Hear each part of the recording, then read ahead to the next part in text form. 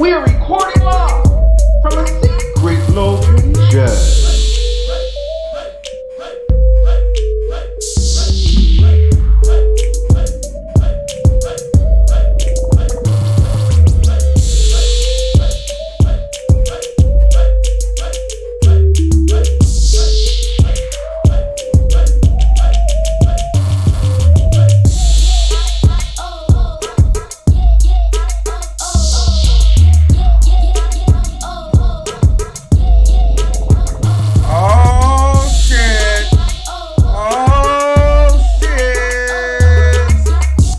Drop some motherfucking bombs. Oh shit. Oh shit.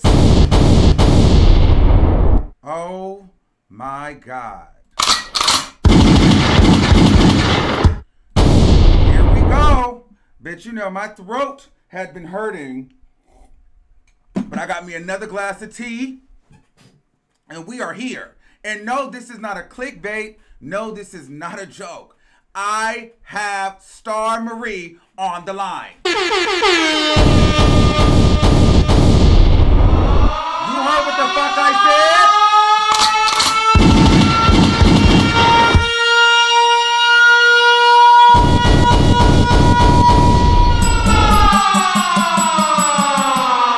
Drop some motherfucking bells and bombs. Bitch, we got motherfucking Star Marie on the goddamn line, and we are going to talk about this music video and all the things that she has going on right now. So actually, I'm surprised. She really, really is nice. I honestly, you guys, now don't crucify me, but the lady is nice. So we're gonna get into some things. Now, if you are new, shout out to you. Make sure you like and subscribe. And if you're returning, well, you know how we get down here. It's about to go down. Now, without further ado, I said, let me see some bells and bombs for Star Marie real quick, because I don't really feel like y'all believe it, okay? I don't really feel like y'all believe it. Now, let me see some bells and bombs before I bring her onto the line. Y'all is messy. All right, all right, all right. Okay, so let me bring her on. Hello, hello, hello. Hi. Is this Star Marie? Yes, this is. What if they don't believe you? Like, what can you tell them so they know that I just didn't have this random person on the phone imposing to be Star Marie? I'm 39. I'm body goals. Oh, I'm 39. I'm body goals. Oh, you went right. You know what? That line for me, I was like, you know what, bitch, you 39. I kind of was like, bitch, hold on. You 39. You was cutting up like that. But how are you? How has everything been since the new fame? Everything's been pretty well. You know, I'm doing good. My spirits are up. Your spirits are up. So no death threat, no more death threats, or nothing like that. You're moving comfortably. Well, I mean, of course, you know, we have some creepy people out here in the world. So I've been getting a lot of inboxes, you know, here and there. But I don't pay them any mind. You know, I don't live my life in fear. I mean, I'd rather be dead than to live in fear. I'm not doing that. So I'm gonna die like a soldier rather than to live like a coward. Period. Oh wow, I heard that. Drop some bombs for die like a soldier rather than live like a coward. Right. All right, so listen, when we talked on the phone, you had heard about me already. Like, let me tell you, y'all, she was ready to give me some smoke. I'm like, damn, girl, like, I'm trying to come in peace. You was ready for the smoke. Like, what was up with that? Like, we beefing or what? Well, I don't have any beef with you because, like I told you, you know, people they believe. I don't want to say this, and I don't want to kind of tear you down when I say this, so excuse me if I'm coming at you wrong, but I feel like people are a reflection of themselves. When they're looking at someone else talking, the first thing that goes into their mind is what they would do. So because I'm a naturopath and because I study natural plants and because I study nature and because I study humans, I understand that. So when I was told that you said that you only believe 80% of what I was saying and a couple of other things, I really wasn't mad at you too much because I stand in truth at the end of the day. Mm-hmm. When you're telling the truth and when you are the truth and when you stand in truth, at the end of the day, all of that little stuff surrounding the truth doesn't really matter. You know, there's this saying that I have, and I don't want to be too extra preachy, but I just want to say this. I want to say this before we go further into this radio station. Everybody has a fire to walk through. All of us have a fire to walk through. But some of us, people like me, instead of getting burnt by that fire and walking around bitter and burnt for the rest of your life, people like me, we warm up to that fire and we allow that same fire to burn out all the bullshit around us. So I'm all about the fire. Okay, you all about the fire and the smoke. Because you just dropped a motherfucking diss record to Cardi B. What was that about? I dropped a personal.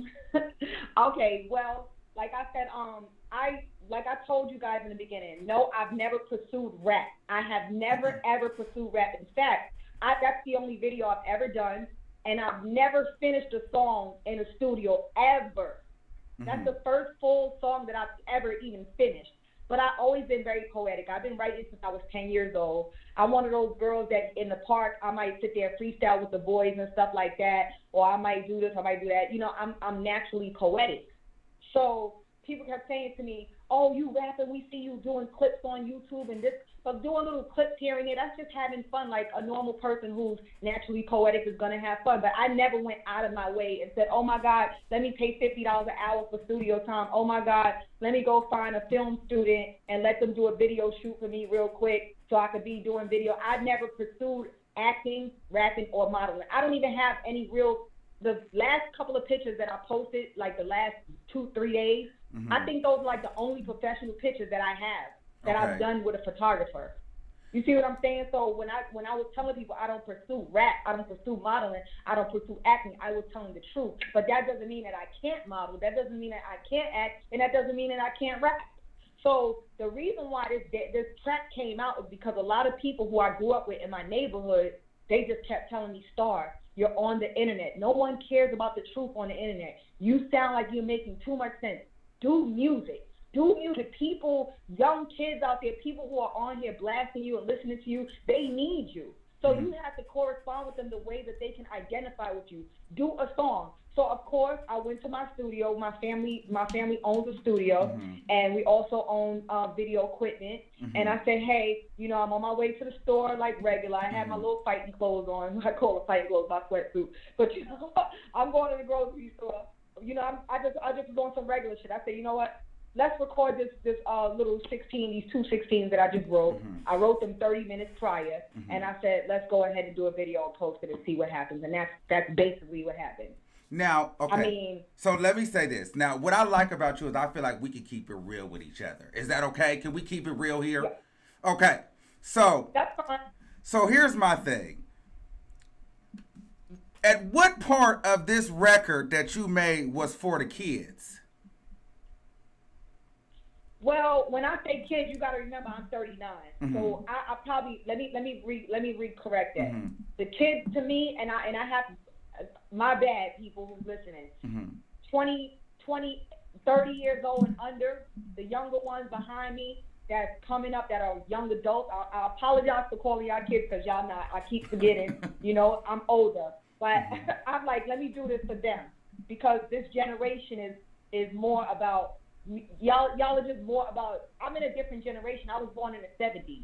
You know what I'm saying? I know I look young, but that's because I'm a vegan. I'm a vegan. You know, I take care of myself, so I'm aging very slow. So if you see me in person or whatever, I don't really look my age. You know what I'm saying? Because I'm aging slow. But at the end of the day, I'm a 70s baby, so I have to correspond with 80s and 90s, well, with 90s babies and 2000 babies. I have to correspond with the way that you guys like to conversate, and that's with music and acting and all this other stuff.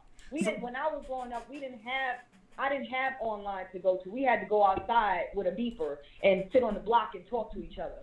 Everything was, you know, this new generation. Y'all have all these little new tools and all this stuff, and y'all just communicate different. Right. So I came and I wanted to communicate with you guys the way that my friends told me that I should communicate with y'all. Because at the end of the day, some of you guys do need people like me.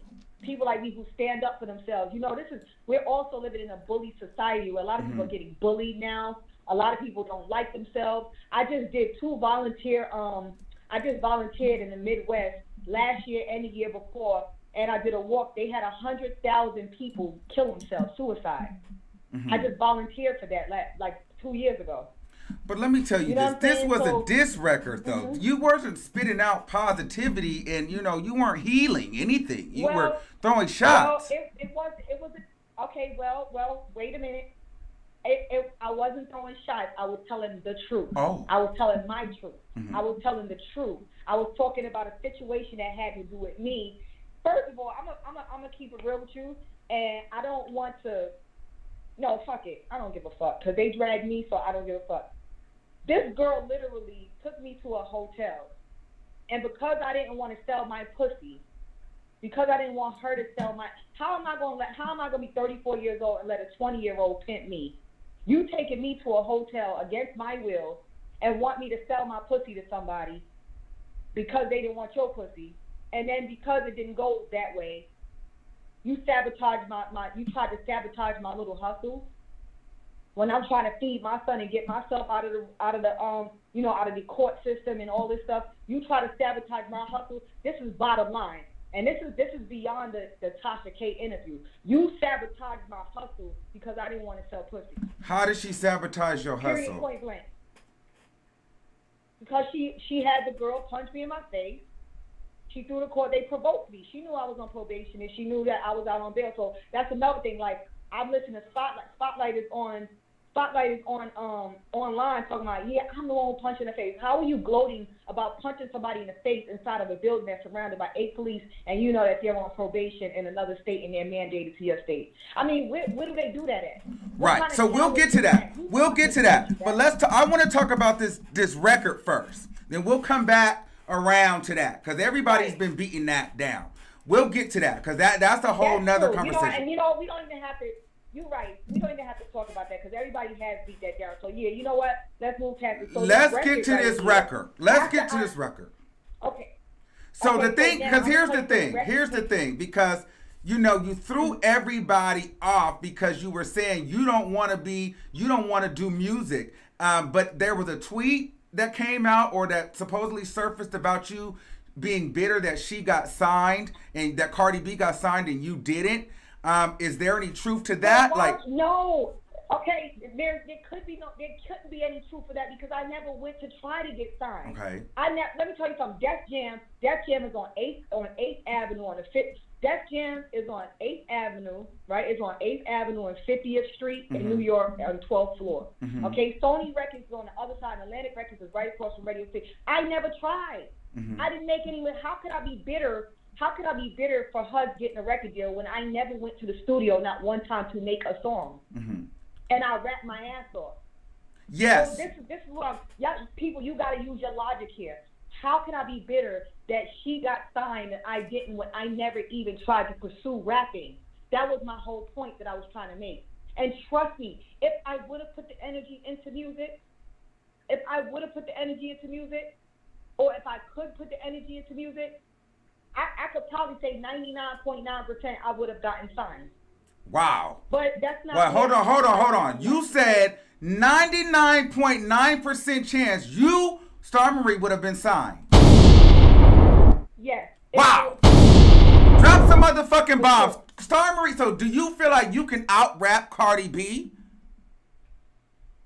No, I didn't say that. Well, you have you heard your song? Because you insinuated that you can out-rap her. Let's actually, you know what I'm going to do? I want to play your video. I didn't say that. Okay, I want to play your video. I didn't say I'm going to play your video. I said her with these nursery sounding rhymes sounding like Dr. Seuss, but she has ghostwriters.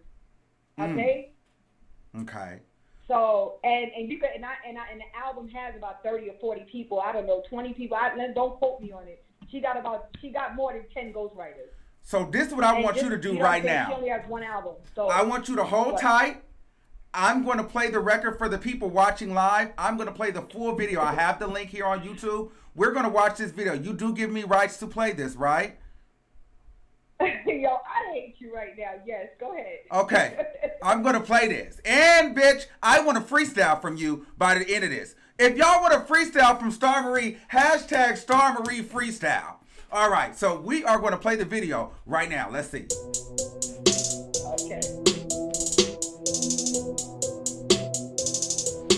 I'm going crazy. We're gonna do a 2 jam on this. And you used her beat. Let's keep it G. Anybody fuck you with they too. Bitch, you cheat. Tell these peoples what you did for them shoes. You's a whore that be mad when you don't be getting shoes. Hating on bitches is so bad. You be spazzing out the blue. Bitch, you sad for a bag. Ain't no telling what you'll do. Migos wouldn't be surprised if you fuck that whole crew. I know it hurts, but it's the whole truth and nothing but the truth. In the booth, use a Nicki spoof. A sorry excuse on sight. Run me down with a boot. Do you dirty like them herpes? Fuck these verbal disputes. Cause if I catch you in the street, I'll put that gerbil to mute. Yeah, you fixin', yeah, I'm dissing. I'm the hex and the root. So I don't tell them about the telly and the smelliest cooch. I got receipts for the whole party gang that thinks I'm a fluke. On God, she's a fraud. Yo, I brought y'all the proof. I talk my shit, she talking loose. I'm knocking out them fake too. Silly bitch, I told her truth. Shit, cause I wanted to.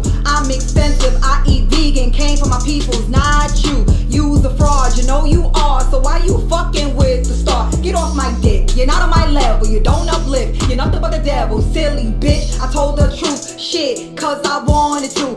I'm expensive, I eat vegan. Came from my peoples, not you. You's a fraud, you know you are. So why you fucking with the star? Get off my dick, you're not on my level. You don't uplift, you're nothing but the devil. Truth is, she's a Grammy nominated prostitute. She ain't no queen, she don't even know what that constitutes. And I heard she be inclined when she blowing down them flutes. All the slime, get in line, cause she handling them troops. Had a baby, have a husband, bitch ain't bringing nothing new. Always throwing shade and hate. Yo, what's the real excuse? With these nursery sounding rhymes, sounding like Dr. Seuss. If I send this bitch to ER, she'll fuck the doctor too. Yo, I ain't crazy how these hoes get mad when they expose. Tasha K spilled the wine. This bitch lying through her nose. I know some military tactics, put that iron on her clothes. Had no time to make no rhymes. I was too busy getting dough. Single mother had to trap, dancing naked on a pole.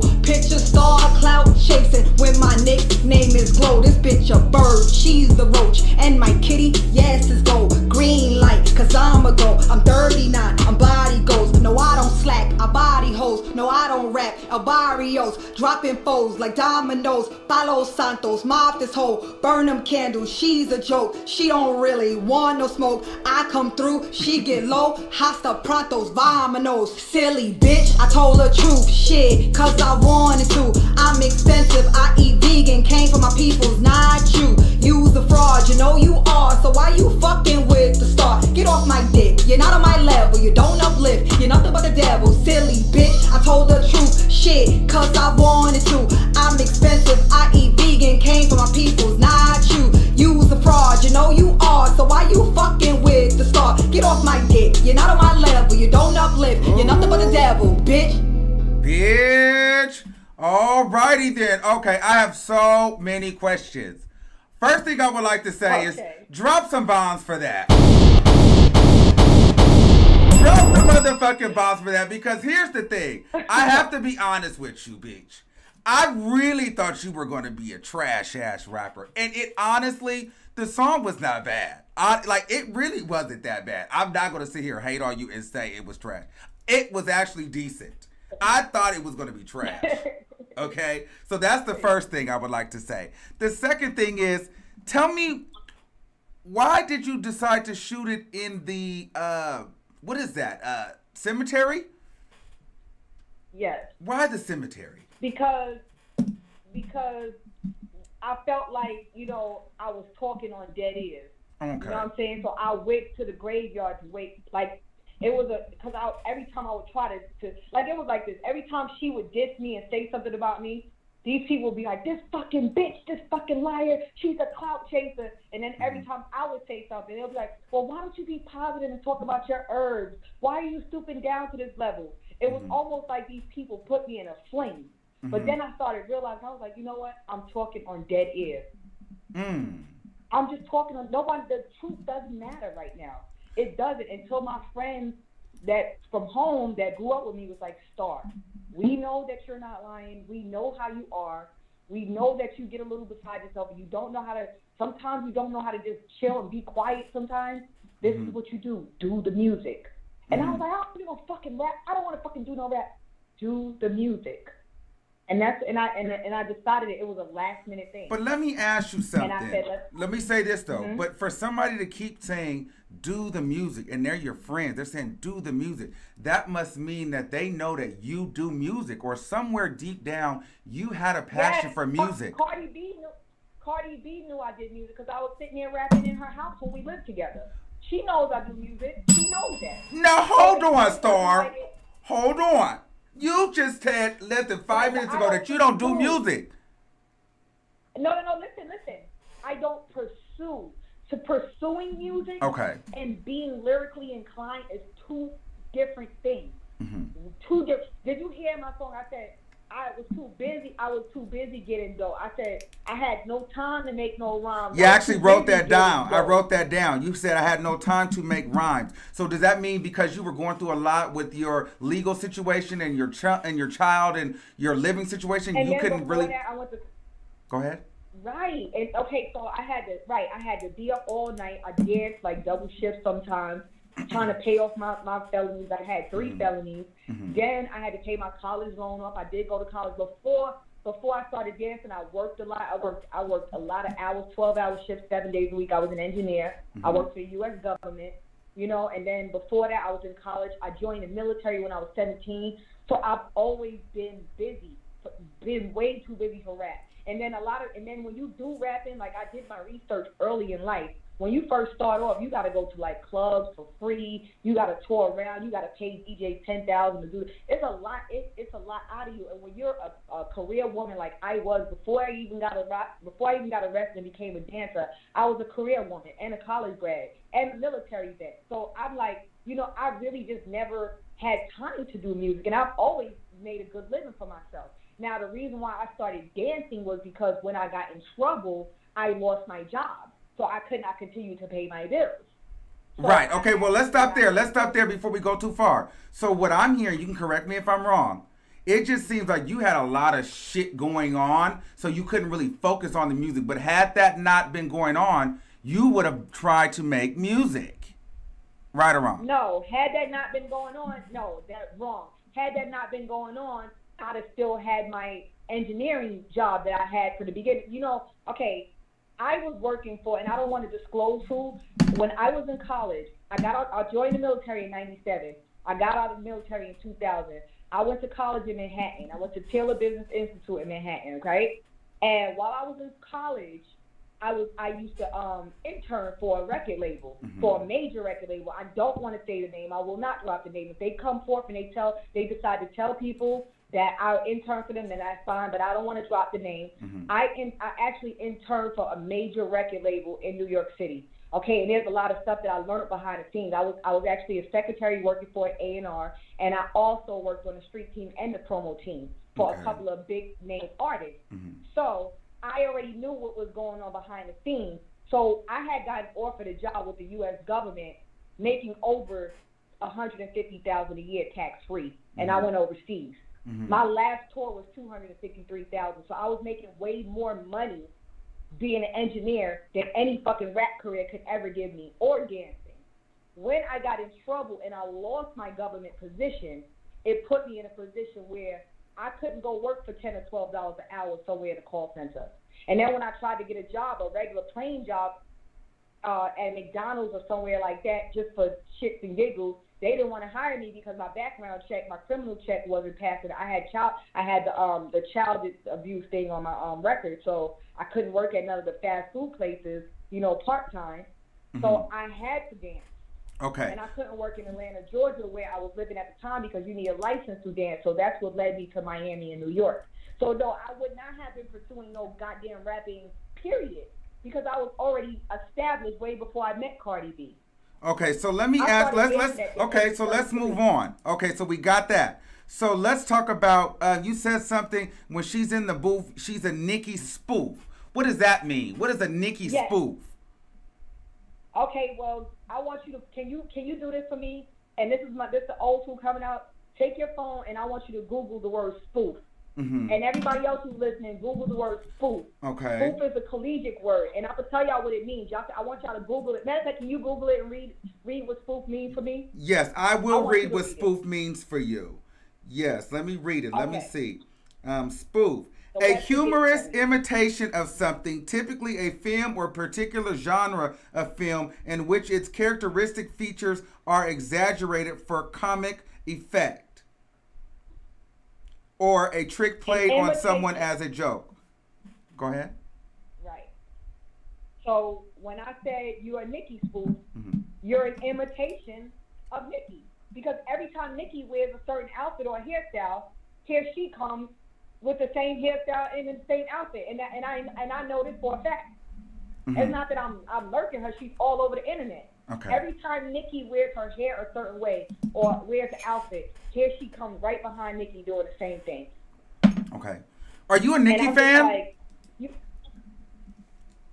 To be honest with you, Nicki's been in the game 10 years, and she's a girly girl, and yes, I am. I like Nicki. Yes.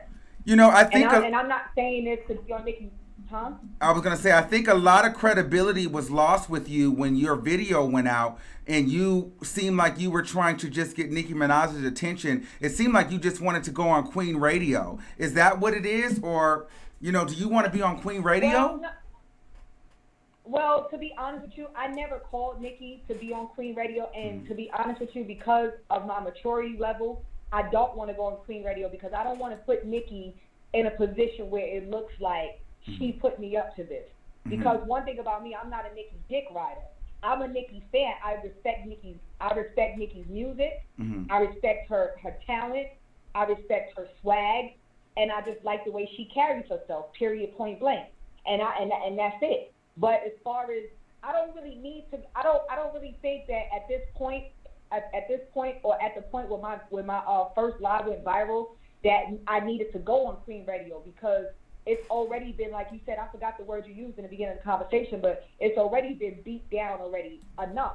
So why would Nicki add insult to injury and bring me on her show? Or why would I call and be like, oh my God, get me on Queen Radio now? I already have Nicki's attention. Nicki sees me. She sees everything that's going on. So at the end of the day, no, I'm not doing this to get her attention. I already have her attention.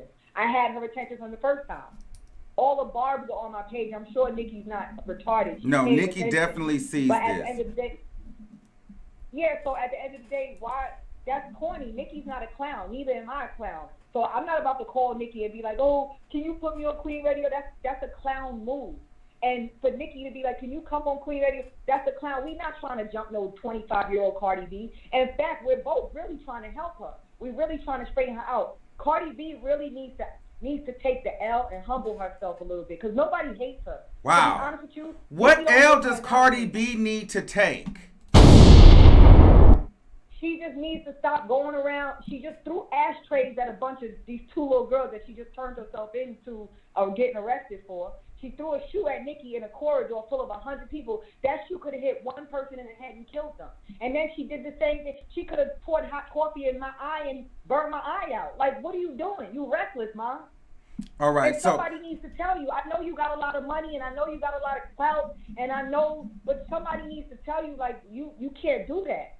You can't do that. Okay, I want to move on. We can get back to that, but I want to go through your song some more. Now, you said something about it's on site. It's on site. On site. It's on site. Does that mean you feel like you would fight her on site? You want smoke with Cardi B? No, because she got a song saying ran down on that bitch twice.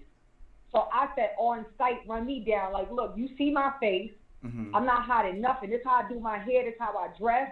on site run me down, on site you run me down, I'm going to beat you down with a boot.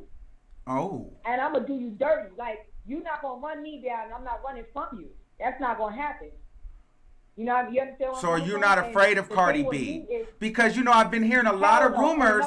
I've heard a lot of rumors out from different bloggers and different places that you are really frightened and nervous, and you're very fragile and nervous for your life right now. Is that true? Do you regret a lot of this? Are you scared? No, and I'm going to tell you why I'm not scared. I'm going to tell you one of the main reasons why I'm not scared. Because nowadays, we live in a society where there's no more killers anymore. There's no more killers. Killers used to kill people because they were professional killers. Now, you got a bunch of cowards. I could go, if I don't like you, right, and I got your picture, I could go pay a crackhead $200 and he could come shoot you just like that. Mm-hmm. So I can't live my life like that at this point because everybody is murdering now. Now we don't have killers no more in society. They're murderers. Mm-hmm. Anybody could be a murderer. I could go pay a crackhead down the block and say, you know what, I don't like that bitch right there. Here's $500 and here's my gun. Shoot that bitch around the corner. And they'll do it. So, I mean, what is the odds? Like, what am I supposed to do? And number two, the great part about me is that Cardi B don't know who my peoples are, and she's never gonna know unless she runs up on me, and she'll find out. So sometimes the person who you least expect or who you underestimate may not be a good position for you to play. You know, because I'm not the type of person. I don't have all my goons on the surface because they don't need to be. Because I really don't run the streets like that. I travel a lot and I be doing my own thing. So, do you have custody of your son right now? I've always had custody of my son. That's why I didn't respect Lovely T, and that's why I made her take down my name off her. I told her, you know, legally I didn't give you permission to post on my business. The reason why I played the sore loser game was because she started lying. Okay, I've always had custody of my son. My ex-husband's not even on child support. He's not even on court-ordered child support. I'm the only one that takes care of my son. Financially, I'm the only one that's been providing for my son since my son has been 1 or 2 years old. Sure, his daddy sends money and does this. Yes, he does. I'm not going to just throw my ex-husband under the bus, but he's not on court-ordered child support or anything. Now, how is this affecting your son? How is all this affecting your son? Like, how old is he? Like, do you fear for him, or is he like? How does this affect your son? No, I don't. My son is 10, and we don't live in the ghetto. We live in the suburbs, and we live in a very, very high-class neighborhood. So if anybody runs up on him in his private school that he goes to, they might not. They're gonna probably be thrown under the jail. They might not make it out the neighborhood. You understand where I'm coming from? So no, I'm not worried about him. And my son is looking at all of this, and he's laughing because he knows that his mother is a very good role model and a very good mom. And he's a child that wants for nothing, never had a beating in his whole entire life. I never had to beat him.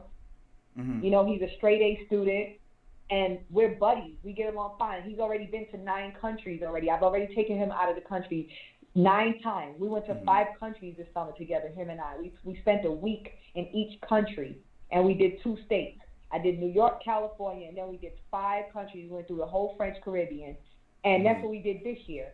Last year, we did Mexico and Cuba. You know what I'm saying? So my son is living a very, very, very, very good life with me.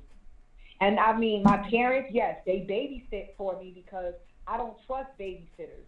So I let my parents babysit because there's too much, you know, you got pedophiles out here. And my son, he's a handsome kid. He's very smart. So I don't trust everybody watching my kid. And his father, my ex-husband, is an overseas worker. He works overseas. He's an engineer. So he can't be here to watch my baby. So when you travel, your parents have your son, because I'm a little confused. So are you traveling and he's in school, or does he go from school to school, from country to country with you? Okay, before he was in, my son, I got my son back at age 2, right? I got my son back at age 2. Everything happened when he was like 1. He was barely 1 year old.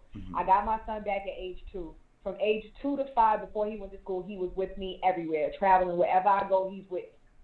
Then, at age 5, when he started going to school, this is how it works. The whole month of September, I'm with him. And then October, he goes to school. I'm usually not I'm usually out the country October and November, and then Thanksgiving comes around November 23rd.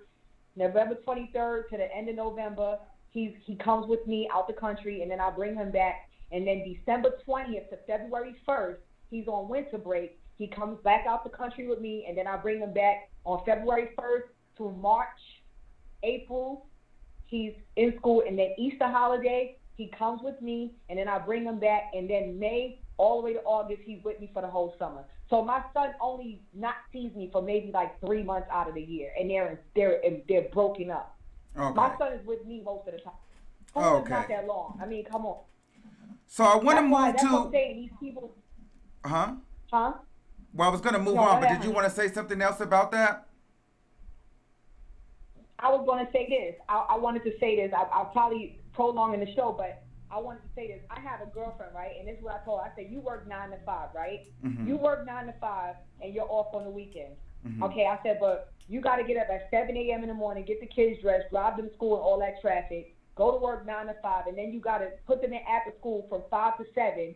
So you're in traffic. You don't get to school to 7. By the time you get to pick them up from school at 7 o'clock, 8 o'clock comes around, they doing their homework, they eat dinner, they go to bed. You don't see your kids all week. Mm-hmm. And then by the time the weekend comes, because the jobs at home don't really pay that much, the average person makes like $12 to $15 an hour, if that. They don't pay that much. You ain't got no money to go hang out on the weekend, so your kids is in the room playing video games, and you're somewhere in the other room on the phone. So I spend more time with my son than the average person who lives in the country spends with their child. My son knows more about me and hangs out with me, and we spend way more quality time than the average person who works every single day, 9 to 5, and pick their kids up and go back and forth on weekends. We do. Okay.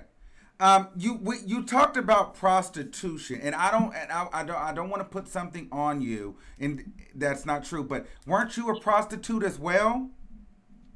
Never. I've never sold pussy a day in my life. Okay, so you just were in the vicinity of where pussy was being sold, or what? Yes. Okay. Yes. And now don't get me wrong. Was I against selling pussy? Mm-hmm. I wasn't. But by the grace of God, I didn't have to. My customers, they just love being around me. They just love me. They took to me like you're taking to me, like Tasha K takes to me, like everybody who hangs around me that fucks with me. Like I've had, they just all, if they're not jealous, if they don't have jealousy and envy, and they're not evil, they just fuck with me. So I never had to have sex for money. I never had to.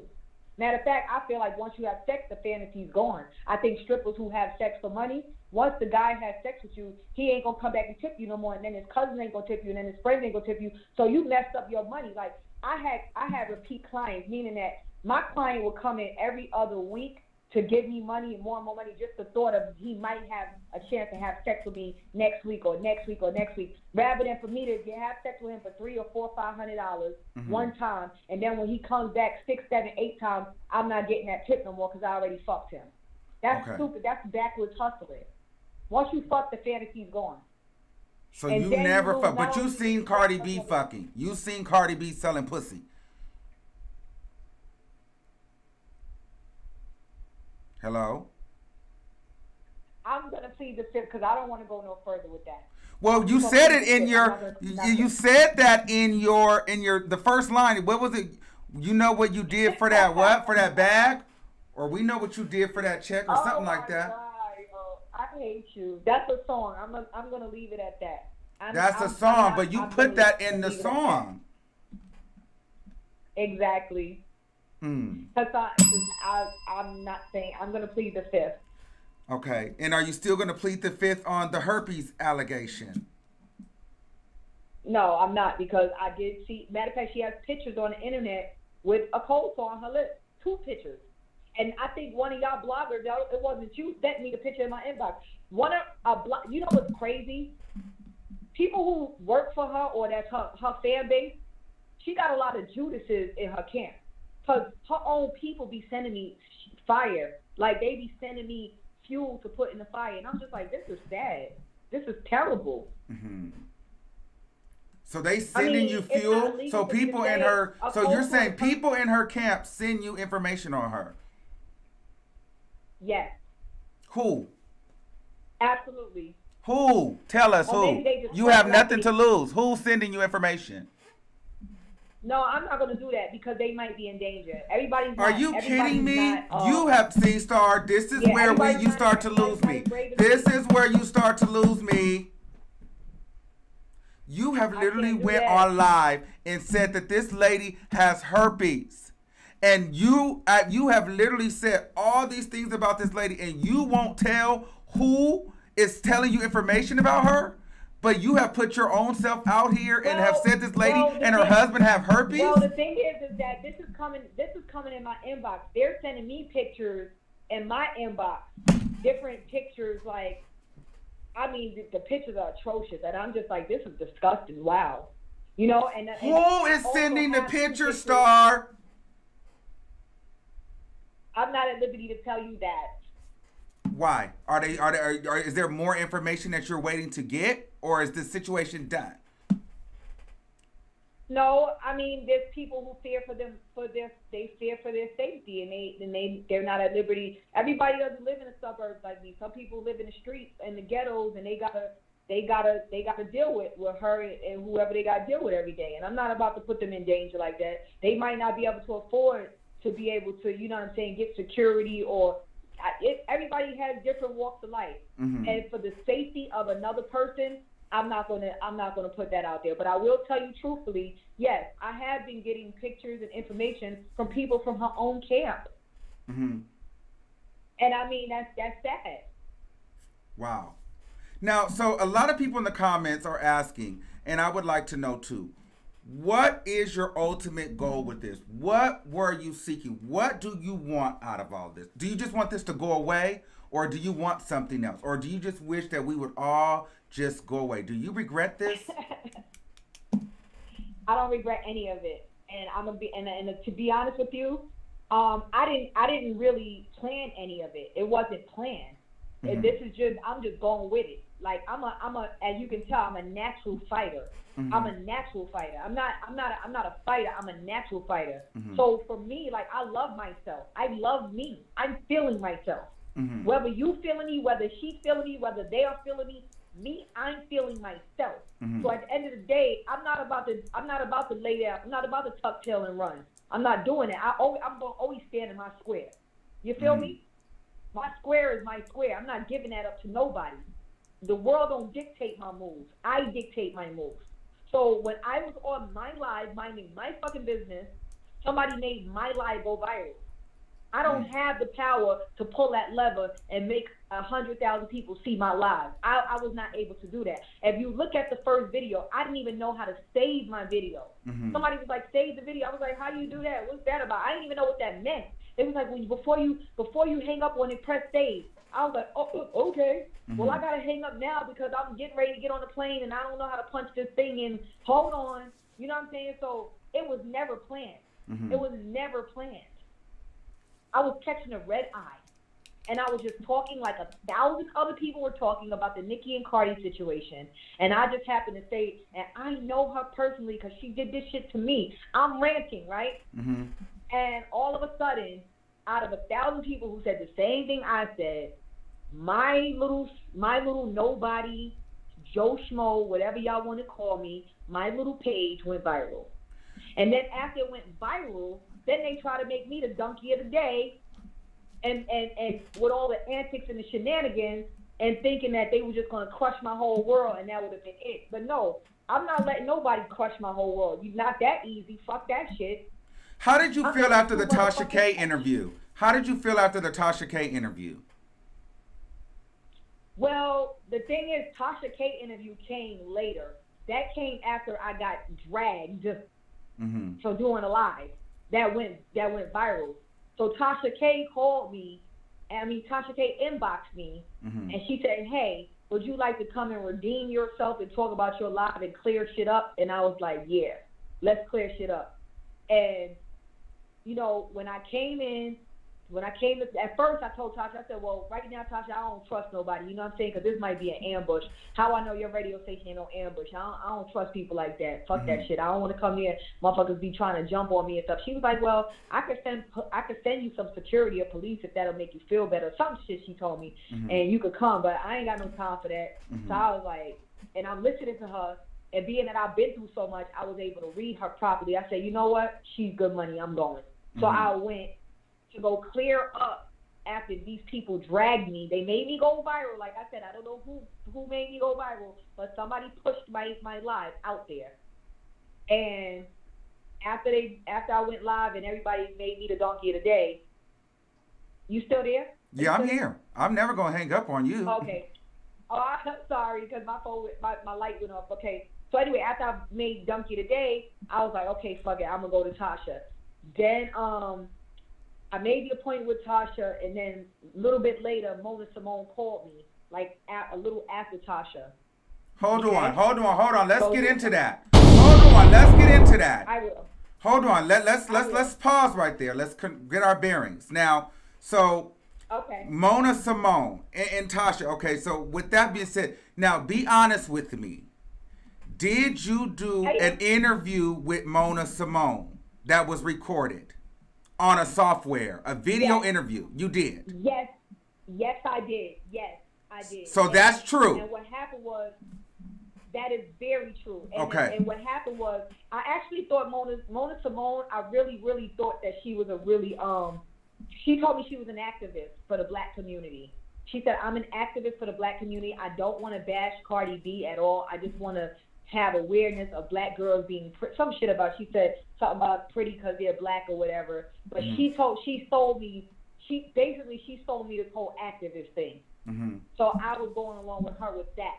But then I had the interview with Tasha K, and then I came back and I had the interview with her, but hers didn't record.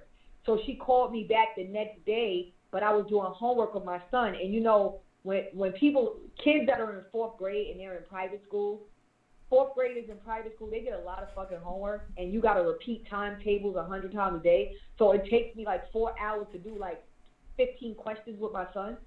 This shit is ridiculous. I mean, but it's a long time. 4th grade, it takes a long time. So she called me, and I said, oh my God, I'm so sorry. I can't interview with you. I'm in the middle of homework with him. I got to do this homework with him because my son goes to a private school, and if he don't do his homework, he loses points, and you can't. Anyway, I make a long story short, I had to finish the homework. So I told her, I said, I can't right now. So I guess she got mad, and the conversation she recorded the day before that I told her, I said, listen, let's wait till Thursday, to do the interview because I just interviewed with Tasha K or whatever I told her the case was. I did it with her anyway. I was like, fuck it. You know what? I feel bad. I'll do it with you anyway. So I went against it, and I did it with her anyway, and hers didn't record, so she called me the next day and tried to get a recording. But now what she said was, she said that you guys recorded it, but you had a software that you guys were using. You had your likeness to where it couldn't be downloaded. What software did you guys use to record that interview? To be honest with you, I don't even remember. I forgot what she told me because I think it was Zoom. I don't know what it was. It was something she told me to download. I think it was Zoom, but I did download it, and I went through the interview with her. I thought she was a very nice lady, and I don't know why she said that I lied and stuff and this because we didn't even get into our interview wasn't even into we didn't even really get into like the bashing of Cardi B. She came to me on a whole nother note. Did she approach you first? Did Mona Simone approach you first? Oh my God, yes. She called me like 4 or 5 times. Yeah, I mean, well, she inboxed me and I gave my number, and I have all the text messages between us. She called me a couple times.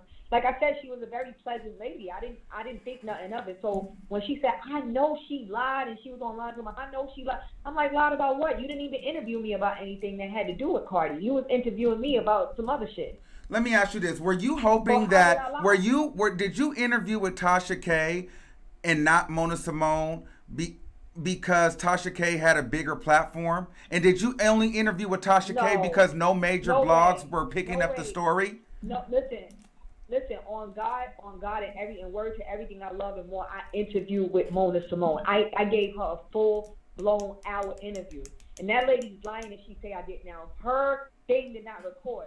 That was on her. I had to do homework with my son the next day, and instead of her, she got mad. I told her, I said, listen, when I'm done with homework, I'll interview with you too. Don't worry about it. She just blew up and got angry. And then she went online and just made me the donkey of the day again. So let me rephrase my question.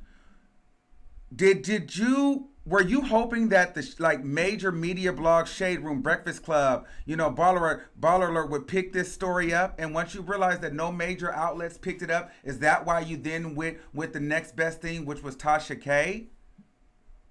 No, Tasha K is the only one that reached out to me, and I told Tasha K, and you can ask her. Well, no, Tasha K is not the only one that reached out to you. Mona Simone also reached out. Were you looking for the biggest platform you could get?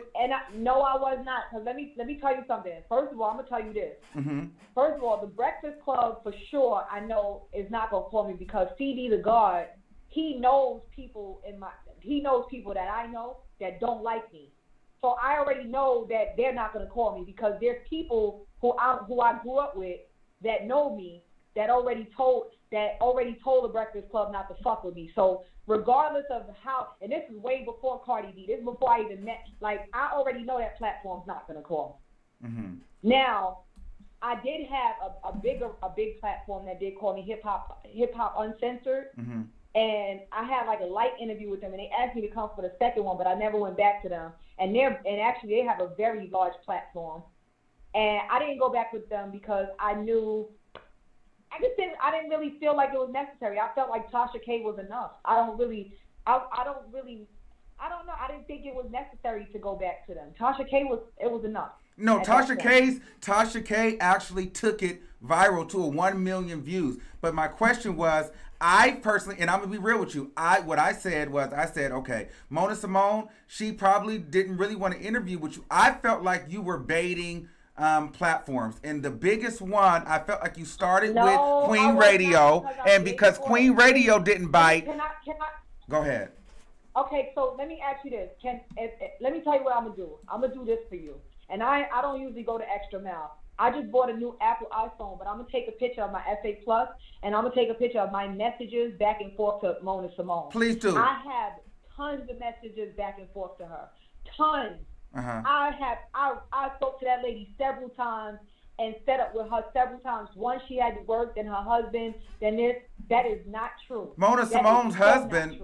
Okay, that's a whole different conversation. Her girlfriend or her husband, her wife or whatever, I don't fucking know. But I spoke back and forth to this lady. I gave her my time. In fact, I was gonna go meet her at some park where she said she was gonna set up, but she had to go to a dinner or whatever. I just think I don't know. I think Mona Simone.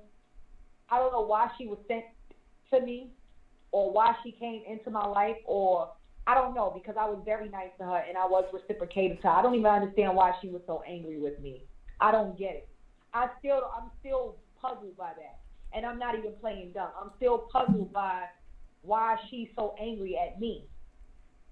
Well, let me ask you this. How are you doing at this point? Are you tired? Are you ready to go? Because I do have some people here that if you're up to it, I will allow them to ask you maybe a couple questions. Are you up to taking a couple of questions from the people on the feed? That's fine.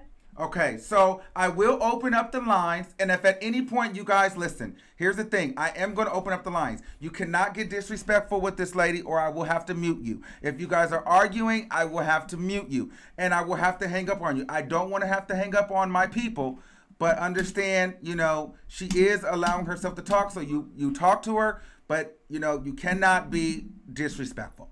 Okay, that's all I ask when I open up the lines, okay? The calling number is 563-999-3658. One of my moderators, please go ahead and put in the calling number, 563-999-3658. It's time to make it hot. It's time to make it hot. Okay, we have a caller. I'm going to put the calling number on the screen as well. So let me go ahead and put the number on the screen. Okay, we have our first caller. He's been holding 904-6971. You're live on the air with Armand Wiggins and Star Marie. Hello? Hello? Hi. Yes, you got to turn me down in the back. You guys got to be ready. See, if you're not ready, I have to hang up on you. Okay, can you hear me now? Yes. Yes, ma'am. Okay, when it comes to Marie, I felt like... Hello? Yes. Yes.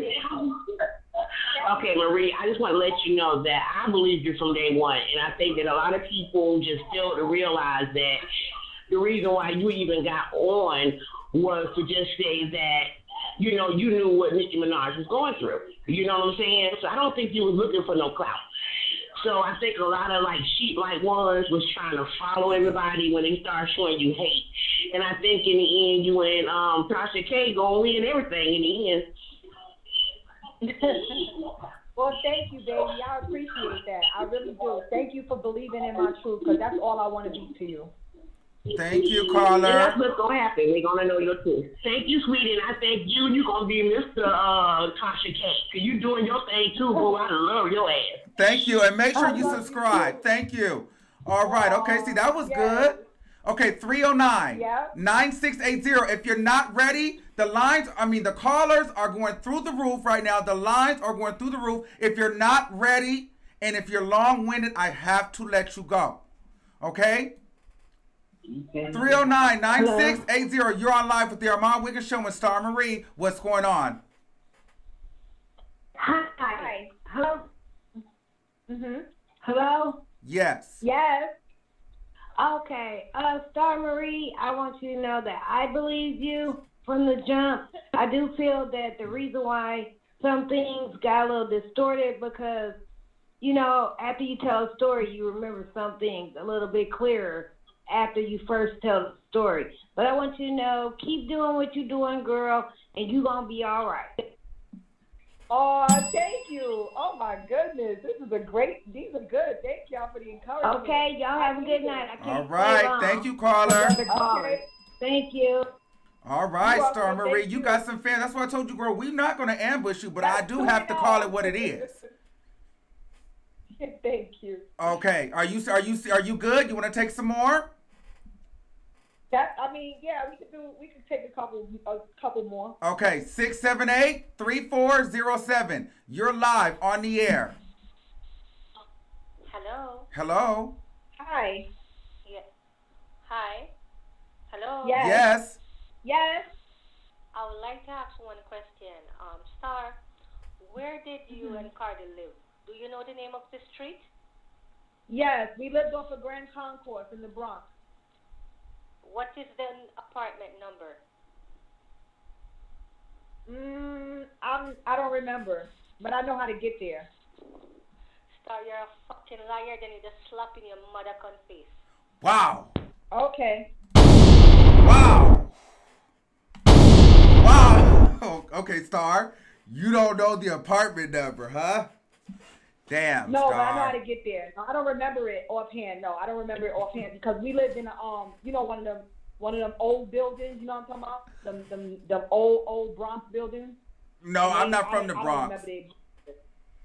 Oh, okay. Let's take another one. Yeah, Let's no, I don't remember. keep it. That was a long time ago too. I don't remember the apartment number, but I know how to get there. Like I know how to walk in and get in there. But she said she gonna Stupid. Bitch, hold on, Star. That lady had got you together. All right, we have to keep it moving. Ooh, shit, that was a good one. But Okay. Cardi even said, but didn't Cardi admit that I lived in, what did she say? I forgot what she said on live. She said, I was with her for 1 day, and I think the friend said I was with her for 2 weeks or a few weeks. Like, didn't they admit this already? So why would that lady call me a liar? I don't. Well, no. Well, she didn't admit that. What she said was, she said she helped you because they was going to beat your ass at the club one night, and she told everybody not to beat your ass. She's a liar. And she said she took you to the house mom, and the house mom protected you. The house mom was a little short, older lady. Listen, let me tell you something. So she did take you to the house mom, though. So she did take you to the house mom. She never took me to the house mom, but how could the house mom protect me? She was a very fragile lady. The thing is how is the girl gonna jump me? And I made all this money to pay off my lawyer fees and to get myself invested in what I'm invested now. If I was that under scrutiny like that, how would I be able to travel back and forth every week if I was in danger? Like that makes no fucking sense. The story sounds dumb. How can people want to beat me up and want to fight me and she's protecting me and I'm traveling in and out every week and I'm making damn near $1,000 to $2,000 every day, more, sometimes more than that. Wouldn't they would have robbed me or took my money, or I wouldn't have been able to pay my bills? Like, how was I able to go to a club if girls wanted to beat me up? That shit don't even sound right. I didn't have beef with none of them girls until I told you the incident that I talked about from the very beginning. All right, well, let's take some more calls. Girl, you got these fucking lines going crazy. Okay, 520-9185. You are live on the air with the Armand Wiggins Show and Star Marie. Hello? Star Marie, Hello? I just wanted to tell you that you should keep going with this because I'm really interested in all this and I think you are doing great with everything. And I'm actually surprised that I'm talking to you right now. But please, I don't think you're a dick rider and anything. That shit's crazy. People will come up with anything just so you can sound stupid. And I pray that you just keep going with this because Cardi is freaking crazy and I support you all the way. So that's all I really want to say. Thank you. All right, thank you for that, caller. Thank you so much. All right, 857-4360. You're live on the air. Hello? Hello? Hi. I have a question for Star Marie. Okay, go ahead. Yes. So you say you're not clout chasing, right? No, I'm not. So why did you make a diss track? Well, I made a diss track because have you been looking at the internet for the last 3 weeks or 2 weeks? The last 14 days, I've been dragged, and nobody was listening to me. It was on dead ears. Every time I would say anything, I was speaking on dead ears. Y'all was dragging me. Not you per se, but I'm just saying in general. The general public was dragging me. So I had to do something to communicate my story with you all so that you guys can Okay, that's cool and all, but history shows that you always wanted to be a rapper, right? No, history does not show that I always wanted to be a rapper. History shows that I've always been able to write rhymes and rap ever since I was 10 years old. I was a little girl writing poems and writing rhymes. I'm from New York City. I'm a 70s baby. Hip-hop for me is not entertainment. It's culture. When I tell you culture, I mean when we used to walk outside the house, men like LL Cool J, the guys on the block dressed like him. Girls like Nicki Minaj, the girls on my block dressed like Nicki Minaj. Hip-hop is a culture for me. It's not entertainment for me. So I know how to write and I know how to rhyme because I'm just naturally a hip-hop baby. I'm born in the 70s. I came up in the 80s when hip-hop first started coming out.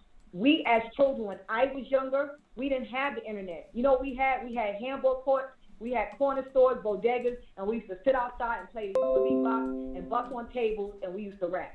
So I always knew how to rap, but I never pursued rap. Not one time have I pursued rap. And if I would have pursued rap or decided that I wanted to rap instead of working and being an engineer and working overseas for the government, then I probably would have became a rapper. But I felt like back then rappers didn't make money back when I was 25. Not to me anyway. I was making more money being a government contractor than I was rapping. And then by the time I got in trouble and I had to start dancing and stripping and everything, I was too busy stuck in what I was trying to do. I never had time to even think about pursuing rap. But I always knew how to rap. So let me ask you this, Star. If Atlantic or Universal or Capitol Records offered you a deal today off of this diss track, would you take the deal? Yes. You want to know something? I would. You know what I would ask them? I would ask them. This is what I would say. Would you take the deal, Star? Come on, man. You got to just start answering these questions. Would you take the deal? Honestly, yes and no. Yes and no. I wouldn't take the deal if I felt like I was going to be taken advantage of, because I don't want to be a person who has to do what I'm told and not be able to do what I want. Okay, that's first and foremost. Secondly, I don't want to be a person that has to pay all of these bills that I didn't make. See, a lot of times you get these record deals and they make you be in these cabs and make you wear these clothes and make you buy these makeups that you don't want. You spending all your money. You might make $4 million, and then you got to pay $3.5 million of that back. Like, I just don't want to be in a situation where I have listen. It sounds like you've even I know you would take the deal because you've thought it out. You've thought about, okay, so if I get the deal, I wouldn't be in this situation. I wouldn't take this type of deal. You've thought about the deal you would take. But you know what though? I'm kind of when it comes to making music, and I'm probably selling myself short right now. When it comes to making music, I get lazy sometimes. Meaning that I may not feel like doing being in the studio and writing songs like that's a lot of work. That's not easy work. It's not as easy as 1, 2, 3. Y'all looking on TV and looking at that was not the question, Star. Cardi got ghostwriters. So not just like that. But you would take the deal. Not a thirsty deal. No, I wouldn't. But you would take. Okay, so let's just say if the deal was, if it was the greatest deal on the planet, whatever that looks like, would you take a record deal and be a recording artist? Yes, I would. To be able to give back to my community. You would take the deal, Star. You would take the goddamn deal. Listen. Look at Lauryn Hill, for example. Look at Lauryn Hill. She's not in the rap game no more because she's not able to do what she wants to do as far as being an artist. I don't have ghostwriters. I don't have people writing rhymes for me. I would never want to be in a position where this record label was telling me, no, you have to write this, you have to say this song, you have to say it like this is what you're going to perform, this is what we want the people to see in you because you are Mr. Potato Head and we're building you to be this and that's that. No, I don't want no record deal like that. No, I don't. And these people can look at me and they can tell that they can't do that to me. So, you know what I'm saying? No. Okay, let's move on. We're going to move on. Thank you, caller. Okay, 318-3662. You're live on the air. Yes. Hi, how are you? Yes, I'm good. How are you? I have a question for Star Marie because I feel like y'all not asking the right question. Okay. Okay. Star, you said that you just made the video while you were in the airport. You weren't trying to cloud chase or anything like that. Am I correct? The initial video, the live one. That was the live video when you were in the airport. And I was on the red eye. And let me tell you how. Let me tell you how. No, hold on. Just let her get the question out first. Get the question out. Ma'am, since we're not asking the right questions, get your question out.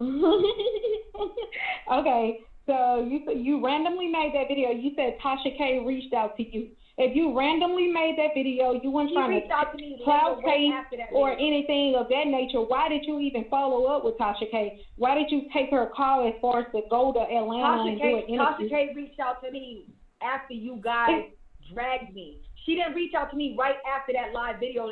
I didn't do the live video and then she reached out to me like 5 minutes later. It didn't happen like that. The live video went viral, okay? And it went viral. Matter of fact, I was on my way. I was going to a business trip to Chicago. I was in Chicago for days before I even came back to Tasha K. I had something to do. I was on my way out on business, okay? And then when I went back, when I flew back to Georgia, then I made an appointment with Tasha K. So this was, I didn't even see. So why did you make an appointment with her on something that you planned on getting no clout out of it? I just don't understand Armand asked you earlier, what do you want from this? What do you want out of it? Like, it's like you're beating around the bush instead of saying, what do you want out of it? Because after you did the live video, you could have very much so just left it alone and said your piece. She's not listening. No, because you're getting called a lie. But you know what? All attention, this attention that you're seeking, all attention is not good attention. Okay, well, you know and what? You talking about you're a naturalist, you're a person about energy. You think you're giving off good energy because you're not. And you're gonna go out and do a diss track. It's hard for us looking on to believe that you don't want any clout. It is obvious that you want clout. No, because to make this whack ass Jocelyn Hernandez number 2. Hold on, caller. Go ahead, Star Marie. Go ahead. Listening, honey. Go ahead. I muted her. Go ahead. was trying to tell her that Tasha K's interview was after I got dragged. It was 2 to 3 days later.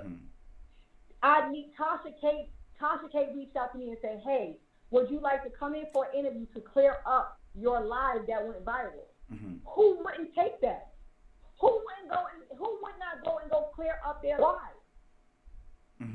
So let me take the caller. Okay. So now I'm going to unmute the caller.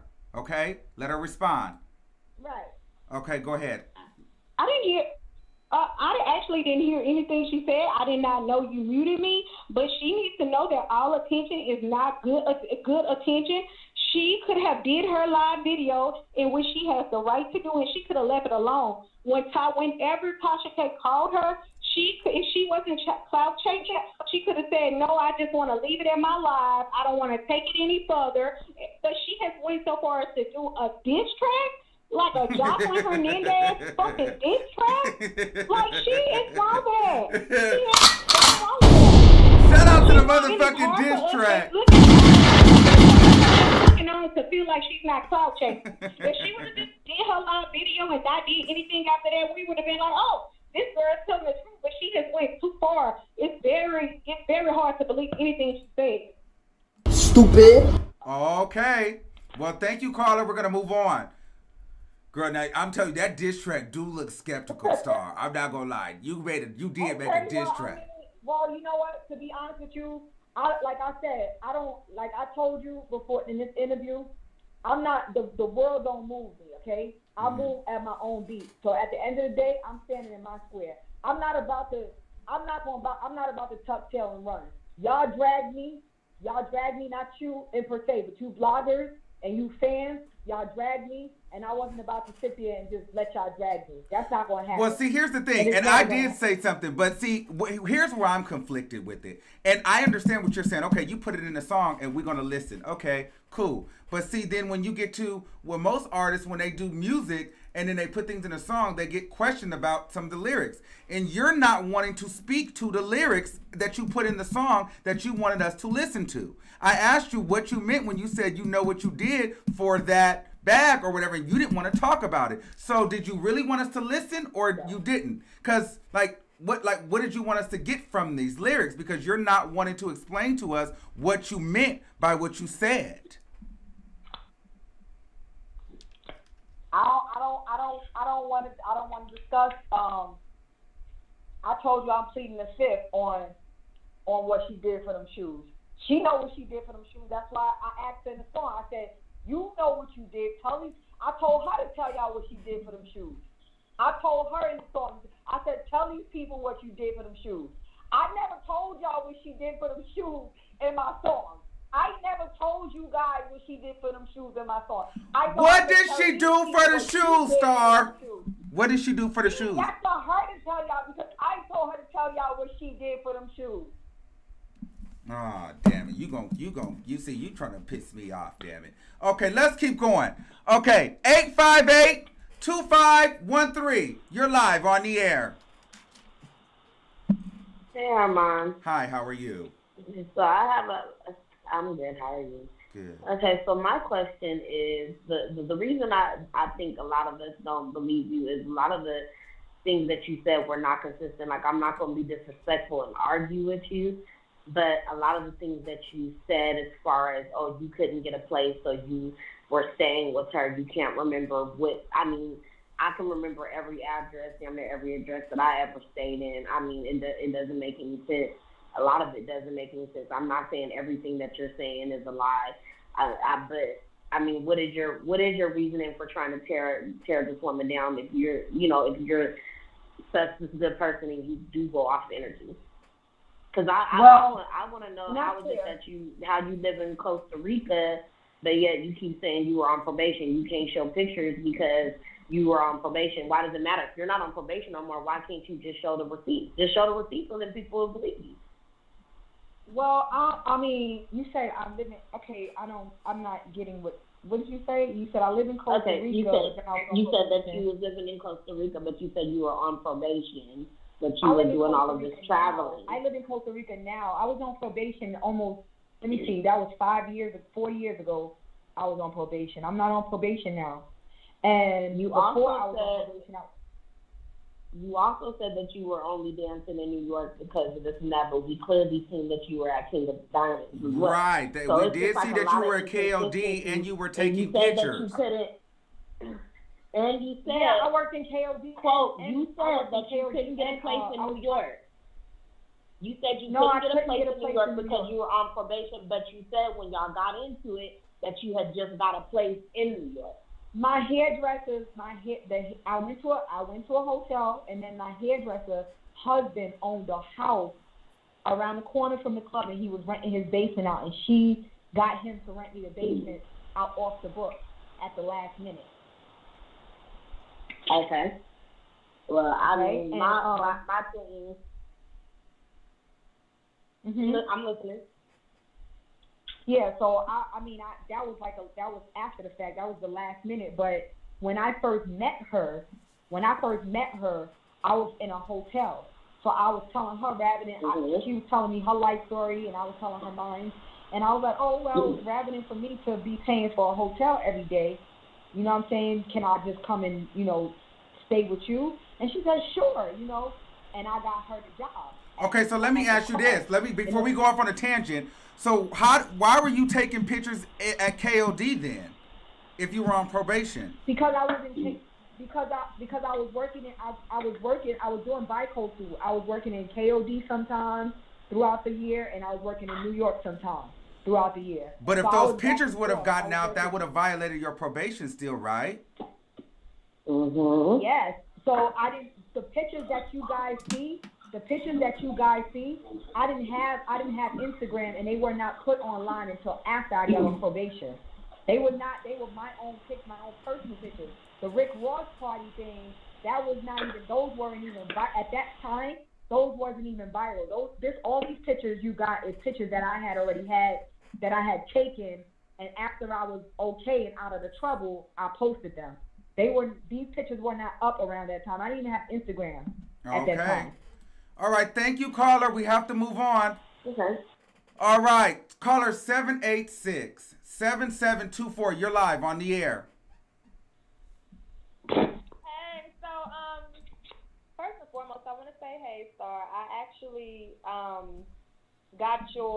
looked at something that you posted on your Instagram about Sarah Perilla or something like that. Something that is like a blood cleanser. So I just purchased that today. Sarsaparilla. Mm-hmm. Yeah, so I actually purchased that today. Shout out to that. Making money. Get those bags. Good girl. Go ahead, girl. Yeah, so I purchased that today, but it's not hers. It's something that you can buy at the health food store. Oh, okay.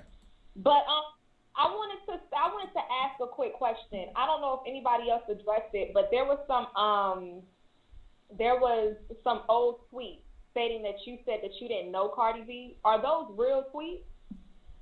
Those were not real tweets, and that's what got me angry. See, I'm gonna tell you what got me so angry. Not really angry because I wasn't angry, but what got my friends amped and had me kind of like, you know what? Let's do a diss track or whatever. That was one of the things. They had posted all of these receipts, and everything was just like, it was just all Photoshopped. It was terrible, and it was just terrible. I just was like, I couldn't. Then they sent all these algorithms to my page. They blasted my page with all these negative algorithms. It was just horrible. And I was like, God damn, like they're trying to assassinate me. Mm-hmm. They took me. They made my viral. They made my live video viral. Then they turned around and assassinated me and tried to make me the donkey of the day. There's no way that I was going to sit down and just take that shit. I don't give a fuck who. I don't give a fuck. I don't care if you motherfuckers, not you. I don't care if these motherfuckers think I'm clout chasing. There's no way that I was going to sit down and take that shit. Not me. You got my pictures all over. You got my fucking government all over, and you're lying. I didn't stab my husband. I ain't say none of that shit they said I said about no. Cardi B didn't even have a record deal in 2013. So how the fuck? That's how Tasha K caught the lie. Tasha K, she's very smart. She's keen. She was like, this is not right. It says May 2013. She didn't have no deal, so you couldn't have wrote this. Get the shit from off my desk. And I was like, I damn near, I dropped my tongue. I was like, Tasha, I said, I don't know whatever it takes, but I'm going to pray for you, girl, because you need to be the next Oprah. She seen the shit, and I didn't even see it. I'm sitting there complaining to her, like, where are they getting all these fucking receipts from? This is lies. This is not true. And then Tasha, on her own, she didn't even take my word for it. She looked at the dates on the receipts, and she saw the photo. Then she had a specialist look at them, and they had one of the dates was slanted. And she said, how do you have a post from Facebook that's slanted? It ain't even straight. So then she had everything looked at. Yes, all that shit is Photoshop, all of it. And they use my pictures. See, Facebook has this thing that when you make posts, that's why it's best to keep your Facebook private. Mm-hmm. When you make posts, after 3 years, anybody, I could come and I could pull down your posts and I could send them to an app company and they could Photoshop the narrative and make it look like you dick riding me. Okay, or let's move like on. Thank you, caller. Okay, we got to keep it moving. 410-7315. You're live on the air. Hello. Hello, how are you? Hello. Yes. Hi. Come on, caller. Hello? Yes, or I'm going to have to hang up on you. Yes.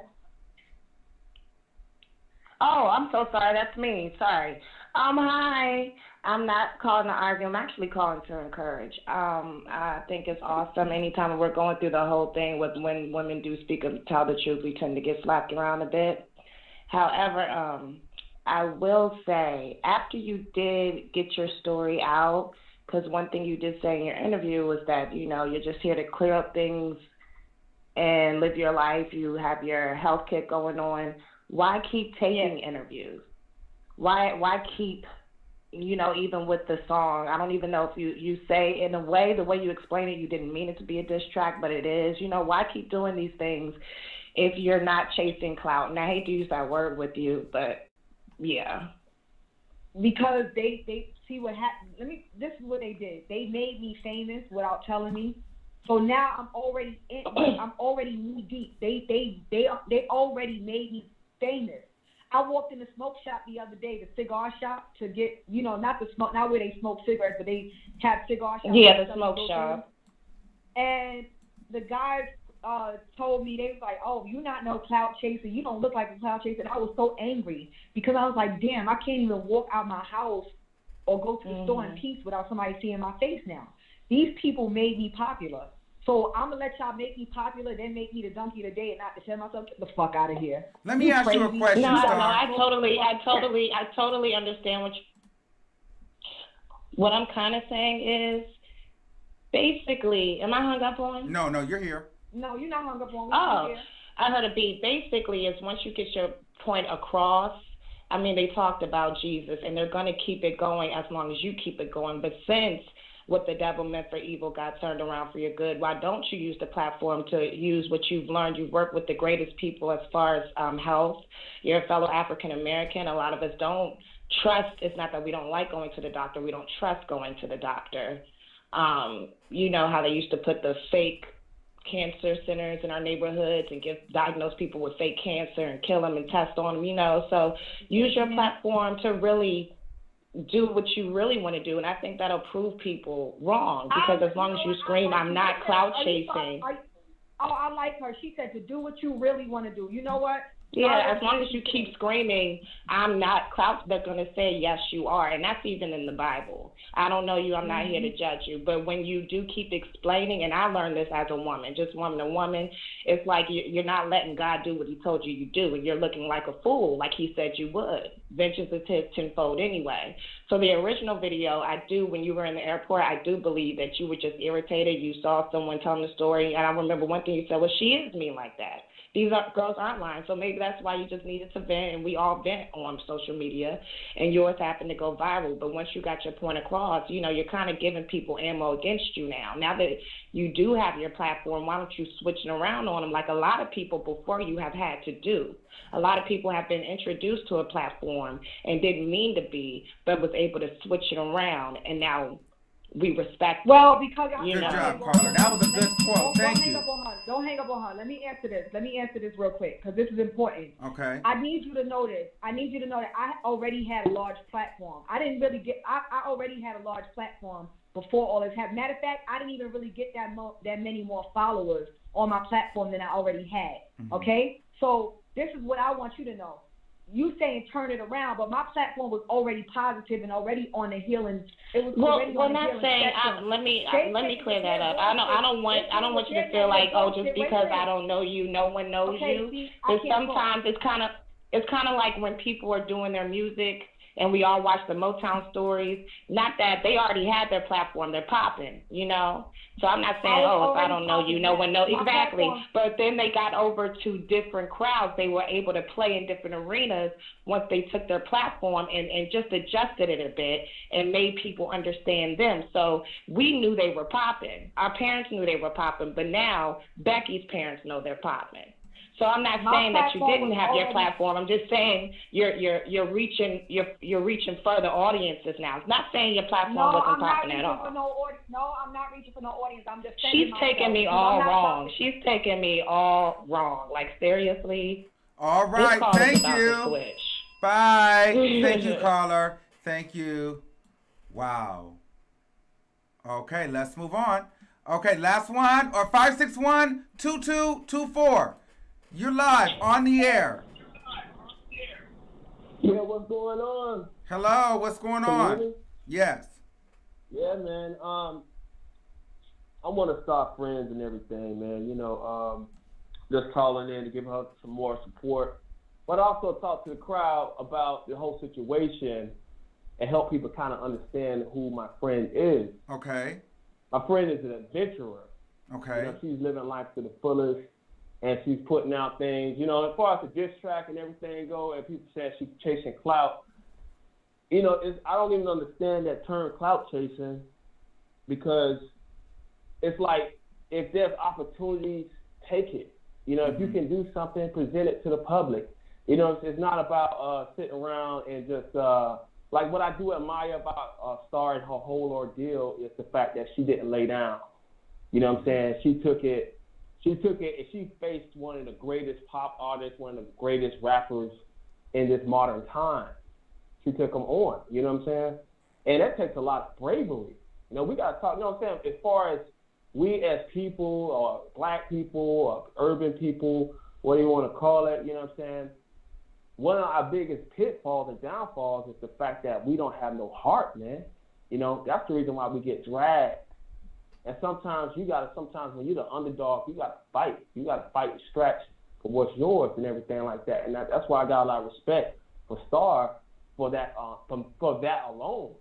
You know what I'm saying? And I agree, but I think the only issue that people are having with Star is that she did do that, but she's not fully committing to it. Like, you can't halfway commit. You can't say you know what you did for those red bottoms and not tell us what she did for those red bottoms. You can't go there and then plead the fifth. You can't say all of this stuff and then not have receipts to back it up. But at the same time, like, let's say if she did go on record and start talking about things that she knew further, then we go into further kind of defamation and all kind of other things like that. And then you want more receipts. Well, you already claimed that the girl had herpes, so why stop? Well, at the same time, like she said, the truth really in the entertainment industry, it don't matter. You're the underdog. We have people that are That's why I told him the truth don't matter. Yeah. You have Cardi idol worshippers out here. Yeah, you got Cardi idol worshippers out here that no matter what you say, you know what I'm saying, they ain't gonna really believe no chick off the block, you know what I'm saying? No matter how credible, you know, it's already proven, okay, they know each other. You know what I'm saying? It's already proven that we know Cardi's violence. You know what I mean? Yes. Matter of fact, Star called me the night that it happened. You know what I mean? Octavia, the night that it happened. Looking for a record deal. No, she's not looking for a record deal. Yeah. I mean, the whole thing is that she called me. Yeah, I mean, the whole thing is I don't think people really understand. Like, if you look at, like, her life, you know, she's been in the military, she's been in the corporate world, she's been in the stripping world, but in every other thing. And one thing I like about her is the fact that she's an adventurer. And I wish more black people would become adventurers themselves and become more brave. You know what I mean? And I think that's why a lot of people really are just captured by her, even if they hating her or they loving her or whatnot. They love the fact that they respect her G. You know what I'm saying? They respect her bravery. I guess the question is, okay, but why now? Why this time decide to say something about all the shit that Cardi has done to you? Why now? Well, I'll explain it. The thing is, she was on her live, and she was very passionate. She talks like that all the time. All the time. Like, I've always had a lot of and then Lovely T recorded it, put it on her platform. It went viral. Mm-hmm. So that's a fact. An absolute fact that she did not put that out to go viral herself. Okay. Yeah, that's an absolute fact. We know that, right? So, okay, you got the truth. Now the idol worshipers get upset that their idol that they are living vicariously through. They're living their best life through Cardi. That's why people are so upset. You know what I'm saying? Mm-hmm. They're like, okay, well, Cardi's nobody gonna be. That's my girl, Cardi B. Oh hell no, they talk about Cardi B. You know what I mean? And like, dude, like, I want to ask you this: did you guys, Star? Do you know her manager, the ex-manager? Cardi B's old manager? Yeah. I don't, but she said she knows me. She said she knows me. Okay. Well, we're gonna take another caller. Thank you. Do you want to leave your friend on the line? All right. He can stay on the line. Okay, we'll mute him right now. All Okay. right. 678-3407. You're live on the air. Hello.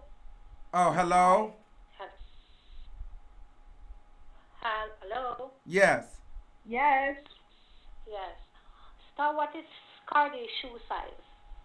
What size shoe Cardi? Listen. I don't want to talk to her. Okay, we can't. I'm sorry. Fucking liar, girl. I want to Okay. beat the fuck out of you. I want to be the mother count of you, girl.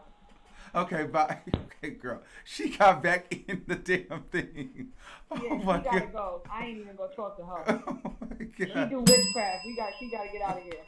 Oh my God. Okay. Okay. 347-5046. You are live on the air. Hey, Aman. How are you? Oh, good. You sound nice and full. Good. How are you? I'm well. Thank you for asking. Star, you just did it again, and this is what I've been waiting to. I've been waiting. I was like, I hope I could get on.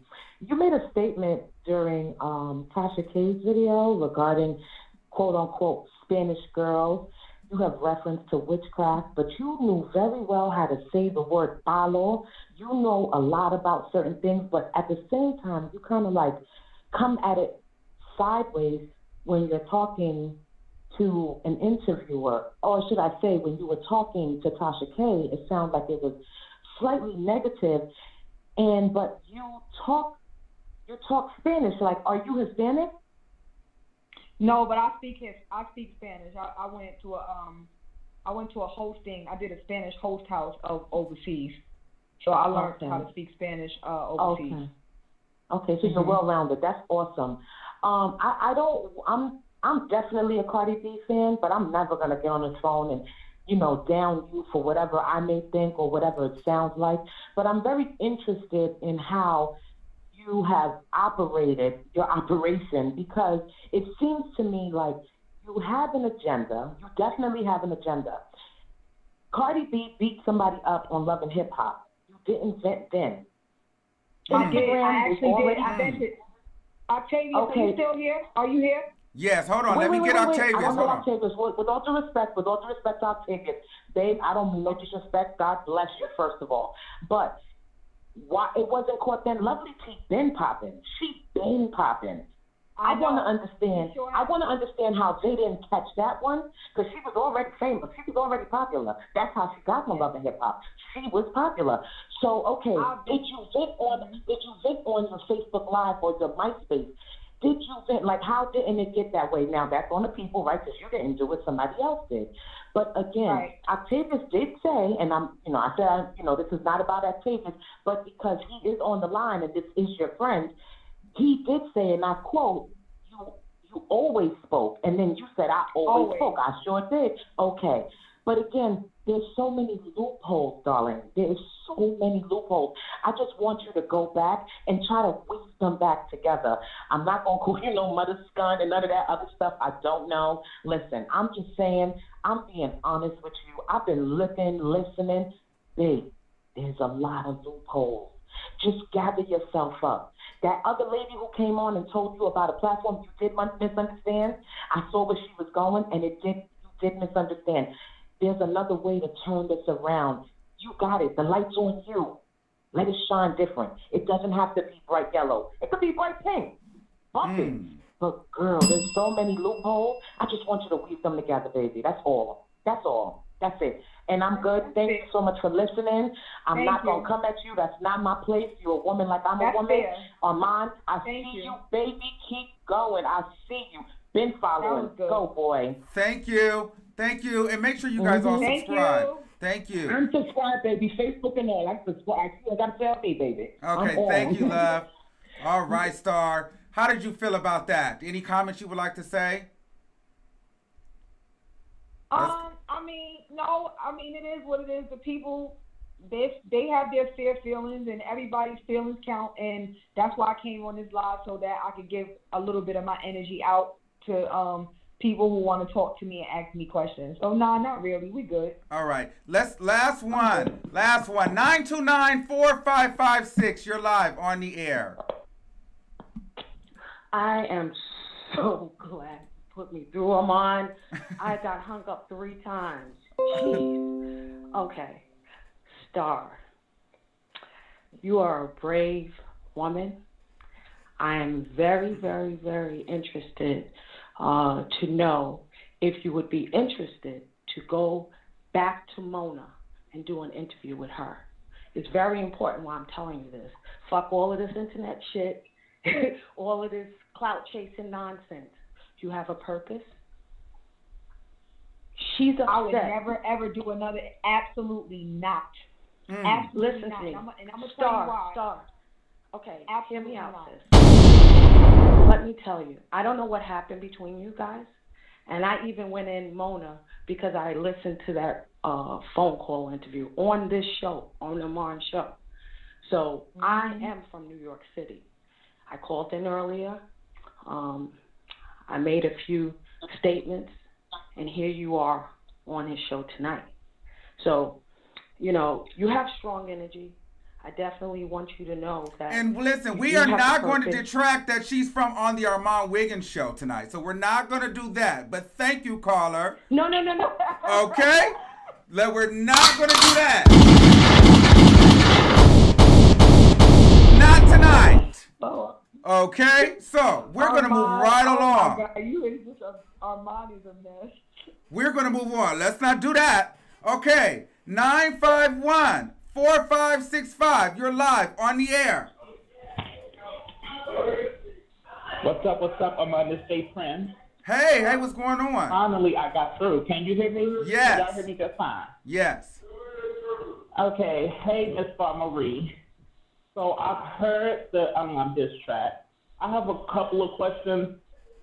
I don't want to get too disrespectful. I don't even want to get disrespectful. So if I'm crossing the line, just let me know, and I apologize.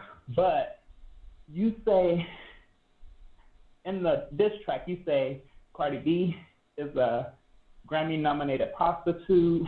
You say the Migos would be lucky if she sleep with the whole crew. Like, girl, it seems like you want Cardi B life. Like, y'all have the same dream, but for some reason, it just didn't work out for you. And now it seems like you're bitter. And if you're not for clout, what's the point of the diss track? And then you got a whole video to go with it. So you had ample amount of time on your hands for you to be so busy and to be out the country with your herbs and stuff. It do look like clout chasing. And you didn't present any receipts for anyone to back you up. You didn't present anything. Your word is just as bond like Cardi B. But of course we're going to listen to Cardi B because she has the bigger platform. Yes, granted. Okay, but however, I do think I do think you do know her. I'm not going to say that I do think you know her, but I don't think y'all was that close. I feel like something did happen, but you didn't present any receipts. So you coming out the woodwork, out the blue, it do make you look like a pop chaser, and it makes you look ridiculous and foolish because you coming for this girl, but you don't have anything. And the day that she go to court, that everybody thought she went to jail, it's the day that you drop your diss track with your video. Like, come on now, it's a stunt. And I'm in the Hollywood streets. I know a lot of people. I've never met Cardi B, but I know a lot of people, and just going off your actions, it looks set up in a gimmick to me. Second of all, you don't want to talk about the lyrics, but I already mentioned some of them. I don't want to go into detail because it wasn't there. Like, you say you're a rapper, but you dropping a diss track, honey, and it sucks. I'm sorry, that's just my opinion. I feel like hold on, listen, and I did a video review on it earlier. No, let him talk. Let him talk. Okay. He's fine. He ain't disrespectful. But the thing is, Armand. And my thing is, since you put Toxic Hate in your diss track, girl, that was so whack too. That's just how I feel. Okay, I'm done. And there's nothing wrong with that. Now, did you have questions, or you just wanted to say that? Okay, so. If you're so busy, if you're so booked and busy out the country, what did a diss track plus a video that looked like you it sounded like you recorded the song off your phone and then you sent it to the studio and they just put a beat behind it, and the video looked like you shot it off a Boost mobile phone. Okay. So what was the purpose of all of this? If it's not for cloud, what's the purpose? Because obviously you're not getting anything from it except for making your image look worse than it already is. Wow. It took me 2 minutes. I'm still here. Are you still here, or? Yeah, I'm done. Here. I'm done. Okay, I want to hear your response. First of all, it took me 2 minutes. It took me 2 minutes. It took me an hour to record that song.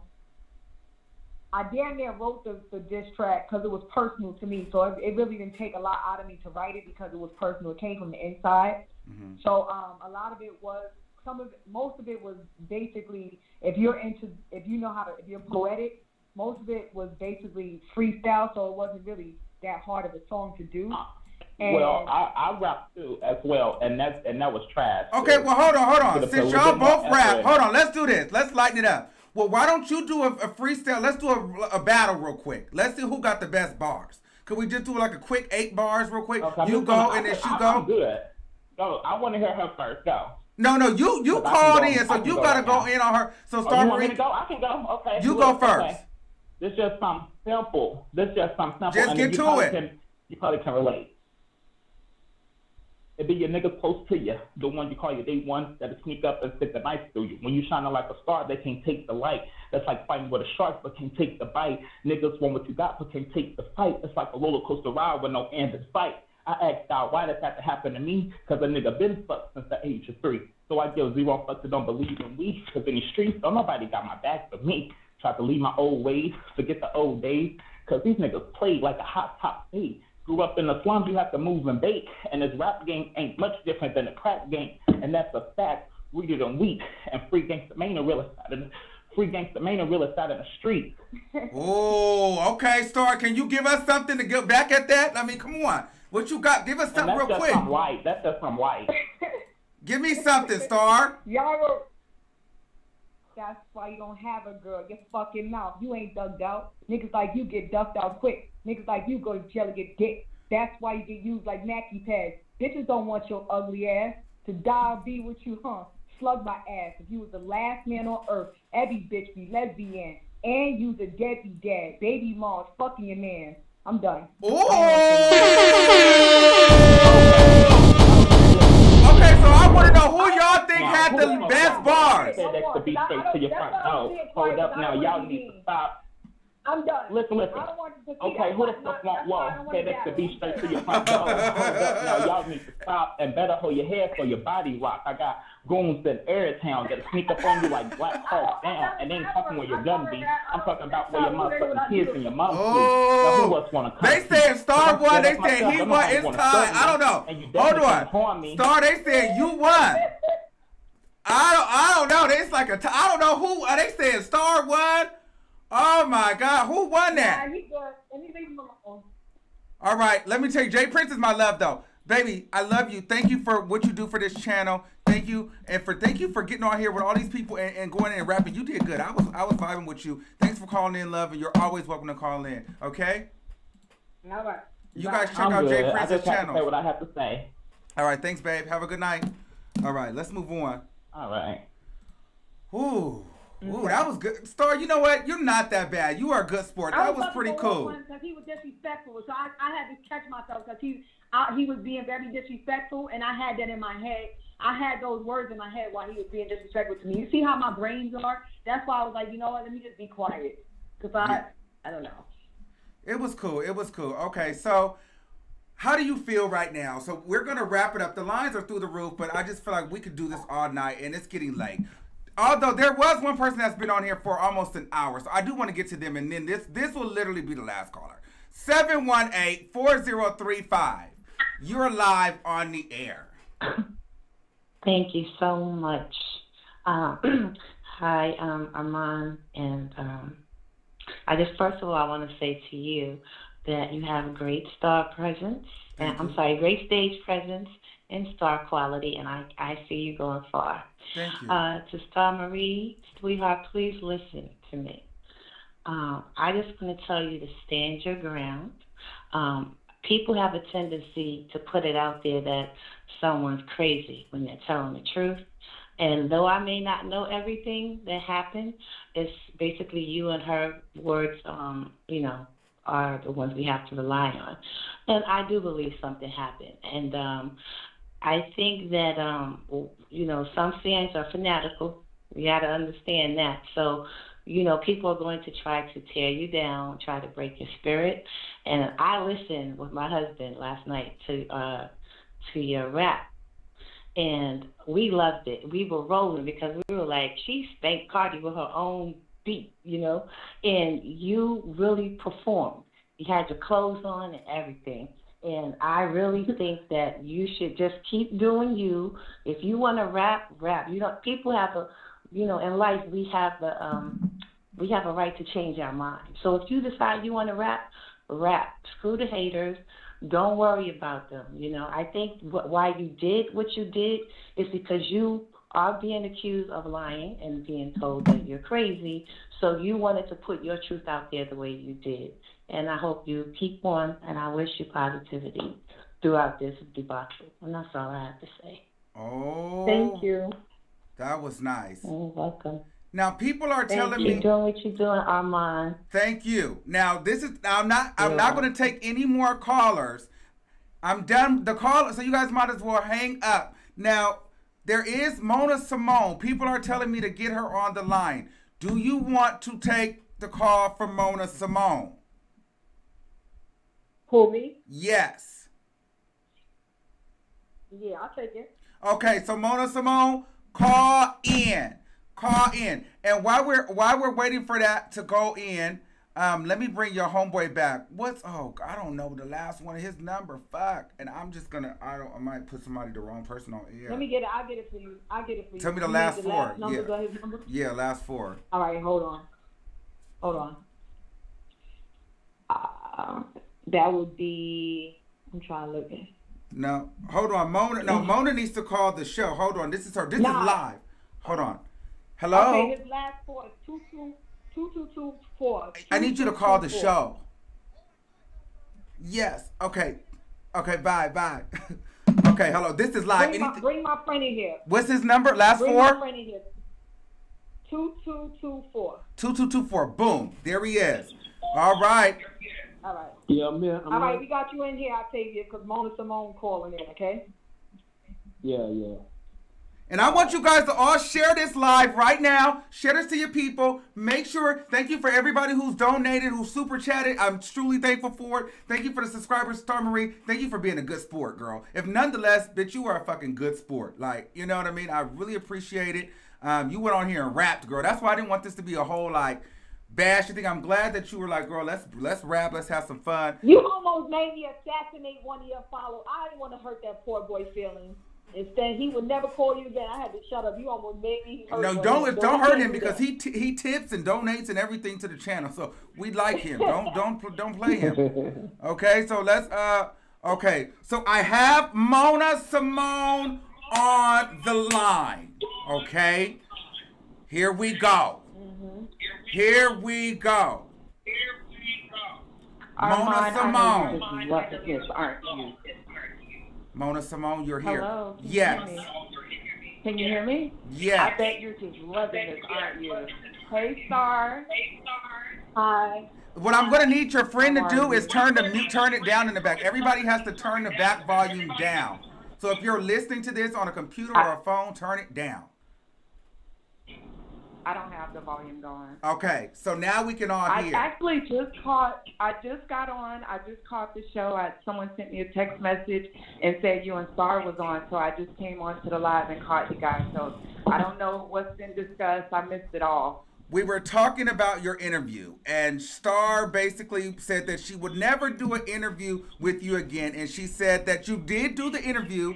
The interview really did happen, but your system didn't record. So it wasn't that she blocked it from being downloaded.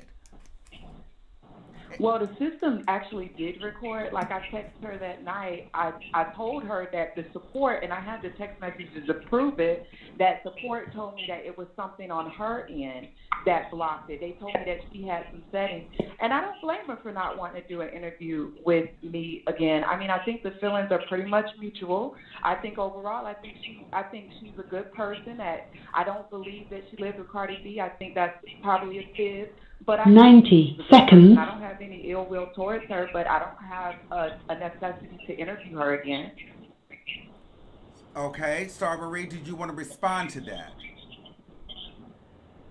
Well, what I wanted to respond to was she did call me the next day to interview with me, and I told her that I was doing homework with my son and that I would have to get back to her later. And then the next thing you know, after I told her that I had homework with my son and that I'll be able to get back to her later, my son is in 4th grade. You know, it takes me like 4 hours to do his math problems with him. So before I could even reschedule with her after I finished doing the homework with the kids, you were already online, you know, throwing me under the bus. Like, you had I recorded this conversation with me and Star, and you knew at that time that Tasha K was my only line of defense at that particular time. So I don't know what you felt like getting, what you thought that you was getting out of telling her, well, look what she said about you. She came and told me that you said this, and I have her recording. She said that you said that she offered her a job. She said you said Tasha K offered you a job. So you felt like she did, and Tasha K. Wait a minute, Armand. And Tasha K. 10 seconds. Yes. And Tasha K admitted that she offered me a job. So I mean, here's my thing. I felt like Star the next day when you were saying, you know, that you were busy and you had homework, I felt like you were being dishonest with me. I felt like you were pushing me off. No, I wasn't. So it would happen after Thursday, and you knew I really didn't have the time because I told you how busy my week was. And not only that, after I had the interview with Mona Simone, after I had the interview with Tasha K, the day that I had the interview with Tasha K, when I walked out of Tasha K's radio station, I called you to come meet you at the park. And call. You did. I'm not going to say where you live at because you don't want everybody to know where you live. But It don't care. It don't matter. I got guns. Okay. Well, anyway, I was going to drive from Tasha K's radio station to you. You didn't answer the phone when I spoke to you later on. I said, man, I wish you would have spoke to me earlier because you know I live all the way on the other side. You know, I'm way in. You know, I'm all the way past Sewanee. You know what I'm saying? So I couldn't come all the way back that way to come and see you. So I was already on that side. I was gonna drive over to you, but you didn't answer the phone. And then when I got home, that's right. Yeah, you did call. You told me that it didn't work. I was on the interview with you for like an hour or 2 hours that night. I even took my makeup off. I said, hey, 1 o'clock in the morning, right? Yes, and I was like, I want to wipe. I said, could you wait for me? Let me wipe my makeup off because I want to do the interview without makeup. I don't want to have a whole bunch of makeup and all that junk on for an interview. Right. You know, I want the people to be able to see and remember, me. I waited. So I was up with you for 2 hours interviewing with you. So you can't sit here and say that I was lying or throwing you off or I didn't want to interview you because I've been on the phone texting you back and forth because yes, you have text messages and so do I. So I've been in communication with you the whole time. And yes, I did tell you that she wanted us to wait until Thursday, but I told you, you know what, I'm going to interview with you anyway. I'll do it with you anyway. And I did it with you anyway. So, so after, when we interviewed that night, and there are several contradictions, things that contradicted from when we first spoke on the phone versus like what? Tasha K's interview versus, wait a minute, babe, versus Tasha K's interview versus your first live, and then when we did the video recording that didn't download. There were a lot of contradictions, and I'm just explaining to you what my thought process was, because you took the time to explain to me that you sincerely was going to do the interview. I felt like that because there were contradictions, and then there were a lot in the video that I couldn't download, I personally, if I'm wrong, then I'm wrong, but I personally felt like you were brushing me off, and you were truly just trying to push me off till probably after Thursday, or probably not at all. And you knew that I couldn't interview you Thursday. You knew that I couldn't interview you for the rest of the week because I had midterms and I had, you know, the other things that I told you that I had going on. So the reason why I aired it out, if that's what you're asking, or if that's what you're inquiring, is because I felt like you were brushing me off because you got caught in being dishonest, and I didn't think that you would do the interview again. Well, one told me your son was a rapper. Were, you told me your son was a rapper. You told me that you was an activist for women. What was I doing? I'll answer your question, babe. I'll answer your question. Calm down. You were dishonest. Well, there were contradictions. I'm not saying dishonest. There were contradictions. What contradictions? You said, let me answer, babe. Calm down. Let me answer. I'm going to answer. And during the video interview, you said you used the word tricks. You said you didn't know why Cardi B was jealous of you because her tricks were way younger than your tricks. And trick that's the men that buy women that are selling their bodies for prostitution. That's a form of prostitution. No, that's not. A trick is not no man that sell no bodies for no prostitute. A trick is guys who come to the club and they throw money on the girls. Every man that comes to the strip club is called a trick. Call it now. I had never heard of the men that come to the strip club being called a trick. I only know tricks as men that you go on dates with. That's what every guy who comes to so yes, every guy. So I can accept that, and then the other. Let me name the contradictions that I remember, and then you could tell me, like, you could clear the air or whatnot. And then the dates were off. On the phone, on the video interview, you said that you lived with Cardi for 3 months. On the phone with me, you said 6 months. On Tasha K's interview, you said 2 weeks. And then when it came to the drugs, I never said 2 weeks to Tasha K. I didn't say 2 weeks to Tasha K. I told Tasha K that it took me 2 weeks to get I told Tasha K that it took me 2 weeks to get my results back from the hospital, to get my job back, because she lied and told people that I had a disease. So I told my boss that I was going to go get a test from the hospital. But it took 2 weeks to get my results back. So I had that. But did you hear when Tasha K said that you? Did you hear when Tasha K said? I heard it, but did you hear when she said that you lived with Cardi for a couple of weeks? You didn't hear that? No, I did not say a couple of weeks. No, okay, you may. No. Okay, maybe you didn't. I didn't hear you. I heard her say it. I heard her say it. Well, I just want to say this too about the trick thing. I just want to clarify it, and you guys can interpret it. What I've got here is, a trick is any man who lets women use him for his wallet. It comes from the term prostitutes, used to describe the men who pay for them for sex. Just to, put some clarification out there. I didn't know. Yeah, so that's the way that I took it, and I'm like, wow. So she's tricking. Then I told you, I was like, I said, I'm sorry. At the end of the day, you don't have to be embarrassed for me, because I wouldn't care if you was prostituting or not. I feel like you're entitled to do with your body what you want, and I told you I was pro-ho, so none of that mattered to me anyway. So you didn't have to be dishonest with me at all. I gave you my time for free twice, and at the end of the day, you did a sloppy job. Let's be honest here.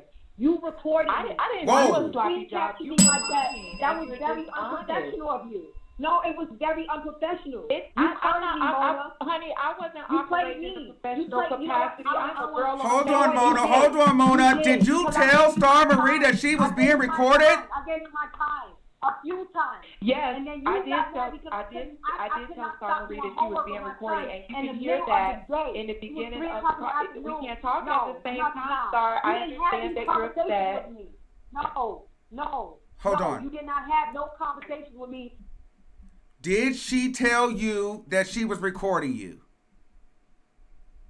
Star. She told me she was recording me, and I told her it was okay, but she didn't tell me that she was recording me so that she can take my recording and use it in such a manner that she did. Okay, but Because she did tell you that you were being recorded. I didn't tell you how I would use it at all. We didn't have that discussion. You didn't So ask me, right? there So was no really, it's not discussion. even- And it's not in even the ethical state of for you to use in the state of Georgia that we're both residents of, you actually only need one party consent. So only one person actually on the call actually has to know that it's being recorded, and that can be the person that's recording the call. So to be honest with you, legally, I didn't even have to tell her. Hold on. Well, everybody cannot talk, or I'm gonna have to mute. I'm Los Angeles, California. My Oh, okay, HOR my is Los mistake. Angeles, California. Okay, Look me well, up. You got my name. I'm right? in You have my Georgia, name, right? and according to You got my Georgia name. law, You cannot do that. Okay, so. I can. Oh yes, I can. In the state of Georgia, I can record. I didn't even have to tell you that I was recording you. No, I didn't you have can to tell you record that. me, I but could have you recorded cannot you. use- I can use it any way that I want. It's my intellectual property. It belongs to me. I recorded it on my phone. It belongs to me. Yeah. Listen, Star. Any bitch that's going to tell That you just they're shows recording. that that showed that you was really being a snake and dishonest. Well, you know what? I'm gonna be real with you. Hold on. I'm gonna mute you, Mona. I'm gonna mute you. Here's the thing, Star. Mona got you. Hold on, Star. She got you. To lie to you about. She got you, bitch. She exploited the audio. Ask me any questions. But it was what it was. She told you were being recorded. The whole time you was interviewing me, you Sorry, were let's talking be about. honest. You wanted that controversy because if you didn't want that, you wanted that Don't tell controversy me to what keep I going. want. You did. Mona, You know you why? can't tell Because me what I want. you were calling me You out. cannot tell You me were what I calling want, me sweetheart. out You on can't your do that. Instagram. You knew that I had a recorded call proving what I was saying was true, but you were telling people that what I was saying was not true. So you knew that I was going to be forced or put in a position to prove myself if I wanted to defend my reputation. So if you guys Did are I not sign saying, a oh, media she's release form with lying. you? Did I You sign ain't got a to. media You don't release have form to. with you? I didn't. I was not operating. I was not And the only operating as a reason why I didn't take, professional. the only reason why I was just a girl on Facebook. Star. The only You talk reason about I didn't report you business. is because you really didn't have nothing really to really work with. You just really sound like you're just trying to look for problems. Star, So that's I why wasn't I let you operating. recruit it.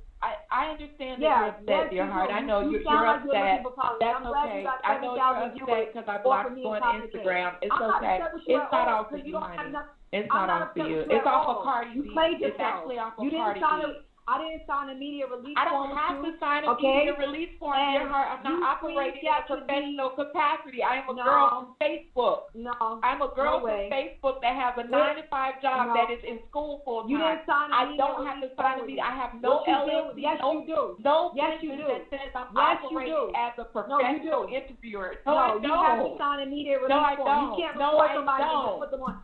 Okay, No, whatever. I I'm don't. not Stupid. You don't have enough. You don't have enough information on me with your recording for me to even go stoop that low. Right now, you have not signed a media release form with me. I don't. You have to sign a media release form with somebody. When you record somebody on the I phone, don't. When you record somebody on the When you how said you it was gonna tell me I okay work for me the- to record, listen, you gave me permission to you take that recorded me, recording but and you do what I cannot want release with it it. on- Look you- up I'm not Georgia a law. public figure. Look No, up you Georgia cannot. law regarding recording. did I know already. you're I bright did girl. already. We're both pretty bright. And then you already know that once you tell me that, yes, I can record it, once I record it, it becomes my property to do with it as I please. And I did with it as I pleased. Wow. Okay? No, you cyberbullied me. You cyberbullied me, and that's No, against you too. stop You playing cyberbullied victim. me. You playing Yes, victim with No, Cardi. I'm not playing Now victim you because playing if I was victim playing with victim, me. I wouldn't be on the phone Anybody with you. that doesn't agree If I with was you, playing you victim, play I wouldn't be on the victim. phone with you right now. I'm definitely not playing You victim. are. You the only So reason where do why we you're go on the from phone with me here? now is because you know that this conversation will garner more clicks than I'm views. sorry, I'm with the shit. I'll argue back and forth because what you did was slimy and snaky. I gave you my time. Okay, so listen, can I just say something? Can I say something? Can I say something? Here's the thing. I understand how both of you guys feel. But Star Marie, I have to mute everybody. Mona got you. Mona fucked you. She definitely did. But she also told you that you were being recorded. So that's your fault for continuing to talk to her. But Mona did what she had to do because she felt some type of way that she didn't get the interview. That's what it was. No, she was on Instagram. She was on Instagram telling folks that I'm lying, and she did not tell me that Tasha K said hold out the interview, and that's why I proved it. Star is playing all of us. She wants this controversy because when I asked her if she wanted me to put the text messages up, she was like, yeah, you could do it if you want. I was like, I don't, if you need to. I was like, I don't need to. But it's like she wanted to keep this controversy because she knew. Let me ask Star something. Star, do you have the text messages from Mona? What text messages do you have from Mona? Just plain conversation with her. Okay. I just plain conversation with him. He just being nosy, so I don't fall for it. He gonna try and get copies of text messages. Yeah, she needs to send them over. Just checking on each other. She knows she played me, but it's cool. She knows Sorry, she played me. No, real talk. It's cool. If that makes you feel better about yourself, it's all good. You can live with that. Sorry. No, listen. All jokes aside, it was not my intent to play you. I promise. But when you guys were saying that I was lying, line of defense, but you tried to start trouble between us. No, I was not trying to start trouble between you and her. That's not why. That's not why I posted it. I posted it to defend my reputation. I didn't even think that it would create an issue between you and her. See, listen, I didn't say that you were lying on Tasha K. I didn't say that. What I said was a very sharp woman. So when you tried to do that mess, she seen right through it. That's why I trusted her all the way through it. But listen, Star Marie, you're missing a point. Mona Simone was upset that Mona was mad that Tasha got the interview. Because I wasn't mad because I didn't know I wasn't. It was going on Facebook. You already seen the screenshot. I wasn't mad. It was nothing about an exclusive. Star knows that I told her that I probably wouldn't get it put on my Facebook till the next week anyway. And I even told Star, I said, if Tasha K wants me to wait till after Thursday, I'll wait till after Thursday. Like, I'm not pressed about that. Did she say that, Star? Did she say that to you, Star? Did she say she wasn't pressed? I'm not honestly. It's on the recording that's uploaded online. Listen. It's online. It's on the recording. Yes. I'm going to hang up respectively. I'm going to hang up on this conversation because I don't want to talk to her no more. Okay, hold on. No, you cannot end it. No. Mona, I'm going to hang up on you. Okay, I hung up on Mona. Okay, yeah, because she fucks people around. And I don't want to get caught in any of her webs anymore because, like I told you, I gave her my time for free. Okay. I did tell her she could record. I did not give her a media release form. She released it in the way that she wanted to. She knew that Tasha K was my only line of defense at that moment in time, and she tried to build a wedge between me and Tasha K, and Lee had me out there getting fucked up. Okay, and it wasn't nice, and it wasn't right. So you know what? I said what I said. She know what she did. And that's it. I was very good to her. I gave her interviews. It wasn't my fault that her little software didn't work. All right. And I could not stop at 3 o'clock in the afternoon to do homework with my kids. All right. Well, there that was. Well, I want to say it has been a phenomenal show. So what's next for you? Let's end on a positive. What is next for you? Well, I'm flying out. I'm getting ready to, my book is almost done because I've been working on it every day. Hopefully I'll be able to drop the book at the end of this month. Okay. What's the title of your book? What's the title of your book? The title, Yamaya's Star. Yamaya's Star. And it's a book. It talks about 7 detoxes that I created myself. Mm-hmm. It's a very, very good book. In fact, I can send you the first chapter. If you have an email address, you can email it to me. You can text it to me. You have my number. And I'll be happy to email you some of my book. Everybody who has read some so far told me that it's going to be a top seller. Okay. So I'm working on this book, and I'm getting ready to launch it. And, of course, I am in business for myself. I've been in a very lucrative business for myself for the last 5 years. I also am a private owner, a private investor for different businesses right now that circulate, and I make residual income. So I'm doing very well in life. I don't need clout. I don't need a record deal. And yes, I can rap. I've always been able to rap all my life. And I can do a diss track or do a freestyle or do whatever the fuck I want when I want. These people drag me, and guess what? I'm going to stand up for me. I'm getting threats all day long. Motherfuckers want me to be scared. People are talking about my son. People are saying I'm a liar. They're saying everything under the sun to try to break me, but they're not going to. Is there a mixtape in the future? Is there a mixtape in the future? Any new music gonna come after this? mixtape or an album? Well, if EP. If the people pull it out of if the people want it, if the people want it, I say why not? I'll do it. But if that's not what they're looking for from me, then no. I mean, it's either here. Rapping is not my first passion. Health is. Do you sing? Something tells me you that's sing why I look too. 25 at 39. Now you do look good. You do definitely look good at 39. But do you sing too? I can sing. Sing us a little and something. I actually can dance. No, I don't want to right now because I'm out of breath. I don't want to sing right now. Okay. I just have But to try. yeah, I'm very talented. I'm also a good painter too. I paint too. I do still life, everything. I do color. Has any celebrities reached out to you regarding this, or anybody else like try to give you any word? You don't have to say any names yet, but has anybody reached out to you just to say hey or keep going or anything? Any your DMs, anything like that? Yes. Who? I'm not gonna say who. Men or women? Both. Anybody from Love and Hip Hop?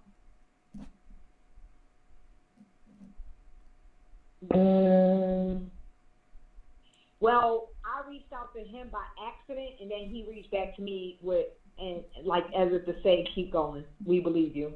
So, but I reached out to him by accident only because I thought I was texting one of my friends, and they had like almost similar names, and I was typing him, and then So DJ Self? Was that DJ Self? No, definitely not DJ Self. Oh, okay. Well, Star Marie, you've been a pleasure. You've been a delight. Now, listen, I do think that you do talk around the point a lot, but I do think there is truth to this. Is why I believe 80%, because some of your shit sounds true. But when I be needing to the extra 20 to seal me in, you never give it to me. But you give me the 80, like the story is good, but then when I need that shit to cement me in, like, yep, that's what I needed. You don't give it to me. You're an excellent storyteller, and I also feel like you a piece of you, whether you're looking for clout or not, you know how to keep the story going. You just know how to keep it going because you don't ever really confirm anything or seal the deal. Can I ask you a question? What is clout? But can I ask you a question? What is clout? Because tell me, because I don't know what clout is. I don't know. Maybe I'm old school and I've been under a box for too long. What is clout? Can y'all tell me what clout is? Because a lot of people are throwing this at me, and maybe y'all gotta help me too. You know, I'm not I don't proclaim to be the smartest cookie in the bunch. I know I'm not stupid either, but what? Yeah, I'll tell you what clout is if you answer one of my questions directly. You haven't done that yet. All I want to know is why don't we get the point? Like, why don't we just get a hardcore fact out of you?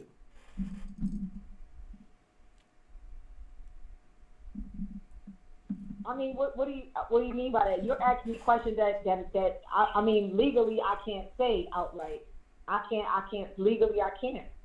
Okay. I could put what I want in my song. It's art. Okay. Well, clout to me is basically, I mean, you have clout now. I mean, people know you. If you put your name on things, people will click it. Clout is just looking to be famous or infamous for whatever reason. So you are forever going down as Cardi B and Star Marie. So Cardi B's alleged roommate. Like, you have made history, period. You have made history. So you will always be Star Marie, Star Marie. So is that wrong to look for clout? It's not wrong. It's not wrong. It's now, like I think one of the callers was saying, it's now, what do you do with it? So you've created a moment. Talk about how great clout is. No, what you should really do is you should be real and you should be like, yep, bitch, I do want to be a rapper. Now here's my shit, and you should go hard. Fuck it, own it. You should just come out and say, guess what? You sound like my friend. Look what Octavius just told you. Octavius just told you, Star. All my friends want me to rap. They want me to rap more than I do, and even you're a blogger. Like, you just said the same thing. Like, I'm telling you, like, everybody feels like. So my whole thing is, you should just say it. If you would just come out and be like, yo, you know what? All y'all watching me, guess what? I said I didn't want to rap. Guess what? Motherfucker, I do want to rap today. And I'm going to start rapping. Can I ask you something on mine? Can I ask you something on your show? Can I ask you something, please? Yes. Is there something that you're very, very, very good at? Like, let me say this. You might be good at cutting hair, or mine might be good at cutting hair, right? and you might really be able to make $100 a cut because you cut hair so well, but you don't really have the patience for it. Like, man, I don't want to be fucking cutting these niggas' hair all day long. And everybody's like, oh, Mom, but you're so good. You're so good at giving the best shape-ups. Matter of fact, freaking Tyler Perry wants you to cut his hair. He wants to give you $1,000 a week to cut his hair. And you might be like, you know what? That's very tempting. But after 6 or 7 weeks, I might get tired of cutting Tyler Perry hair. Shit, I don't want to do that shit. I want to do this block stuff because I have more of a passion for this. I think that's where I'm at. Like, I'm very good at rapping. Whether people say that I'm corny or not, I know that I'm not corny because I've been rapping since I was 10. It's like second nature for me. But it's not really a passion. It never has been. I understand, Star. I understand. But you went, you do, but I'm just saying, like, but you went and made a record and you recorded a music video. And you went, and then here's the thing. I did. You really put work into it because you found the beat and everything. Like, you tried. You actually put effort into it. No, I didn't. I didn't even get dressed up for the video, and I actually can dance. If I show you some videos of me dancing, you'll be like, how the fuck did she move like that in the video? But I didn't put no makeup on for the video. I didn't get dressed up for the video. I wasn't even dancing. And the video wasn't even edited properly. It was just a quick 5 minute, okay, just get this on camera so we can give these people a visual so they can hear what the fuck I gotta say. I put no effort into it whatsoever. All right, well, that just about wraps it up for us here. Is there anything you would like to say? You've been a great sport. Thank you for not hanging up on us. And thank you for just taking the time and letting me grill you and give it to you how I felt it. Like I said, I thought you were going to be a trash rapper. It wasn't that bad. I do believe you guys live together. I did give Mona clout. You guys have to give me credit. Star Marie gave Mona clout because I didn't mess with her too much, and I let her green me up and down the walls, and she didn't have to. I sat here and argued on the phone. I hope she gets more followers behind it, but I can't, you know what I'm saying? Okay. So she got clout. Well, you know what? Thank you, Star Marie. Anything else? Whatever you want to say, love, and I'm going to let it go. I just want to say, Armand, thank you for having me. You have a great show here. I'm definitely going to subscribe to your show. Yes. I'm definitely going to let my friends know about your show. I think it was a very good experience with you. And, shout out to you. And give me a holler if you need to talk to me about anything. All right. And thanks for being a good sport, honestly. Thank you for being a good sport. Thank you. All right, honey. Bye. All right. And, well, there you have it. There you motherfucking have it.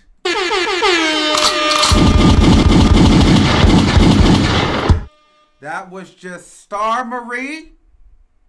That was Mona Simone. At the Armand Wiggins Show, the only place. Let me tell you something. We're here, and we're here to stay. Make sure you guys subscribe right now. This is just the beginning. This was a phenomenal fucking show. I'm thankful to everyone who's called in. I'm thankful. Drop some bells and bombs for the B&B squad. Drop some bells and bombs for the motherfucking show. But let me tell you something. Somebody has to find that lady that was calling in that sound Trini or Jamaican, because she was not playing with Star Marie. That was very fun. Shout out to the rap battle. Shout out to Jay Prince got on here and rapped. Shout out to Mona Simone. Shout out to everybody that called into the show today. This was great. This was fucking phenomenal. And you know what?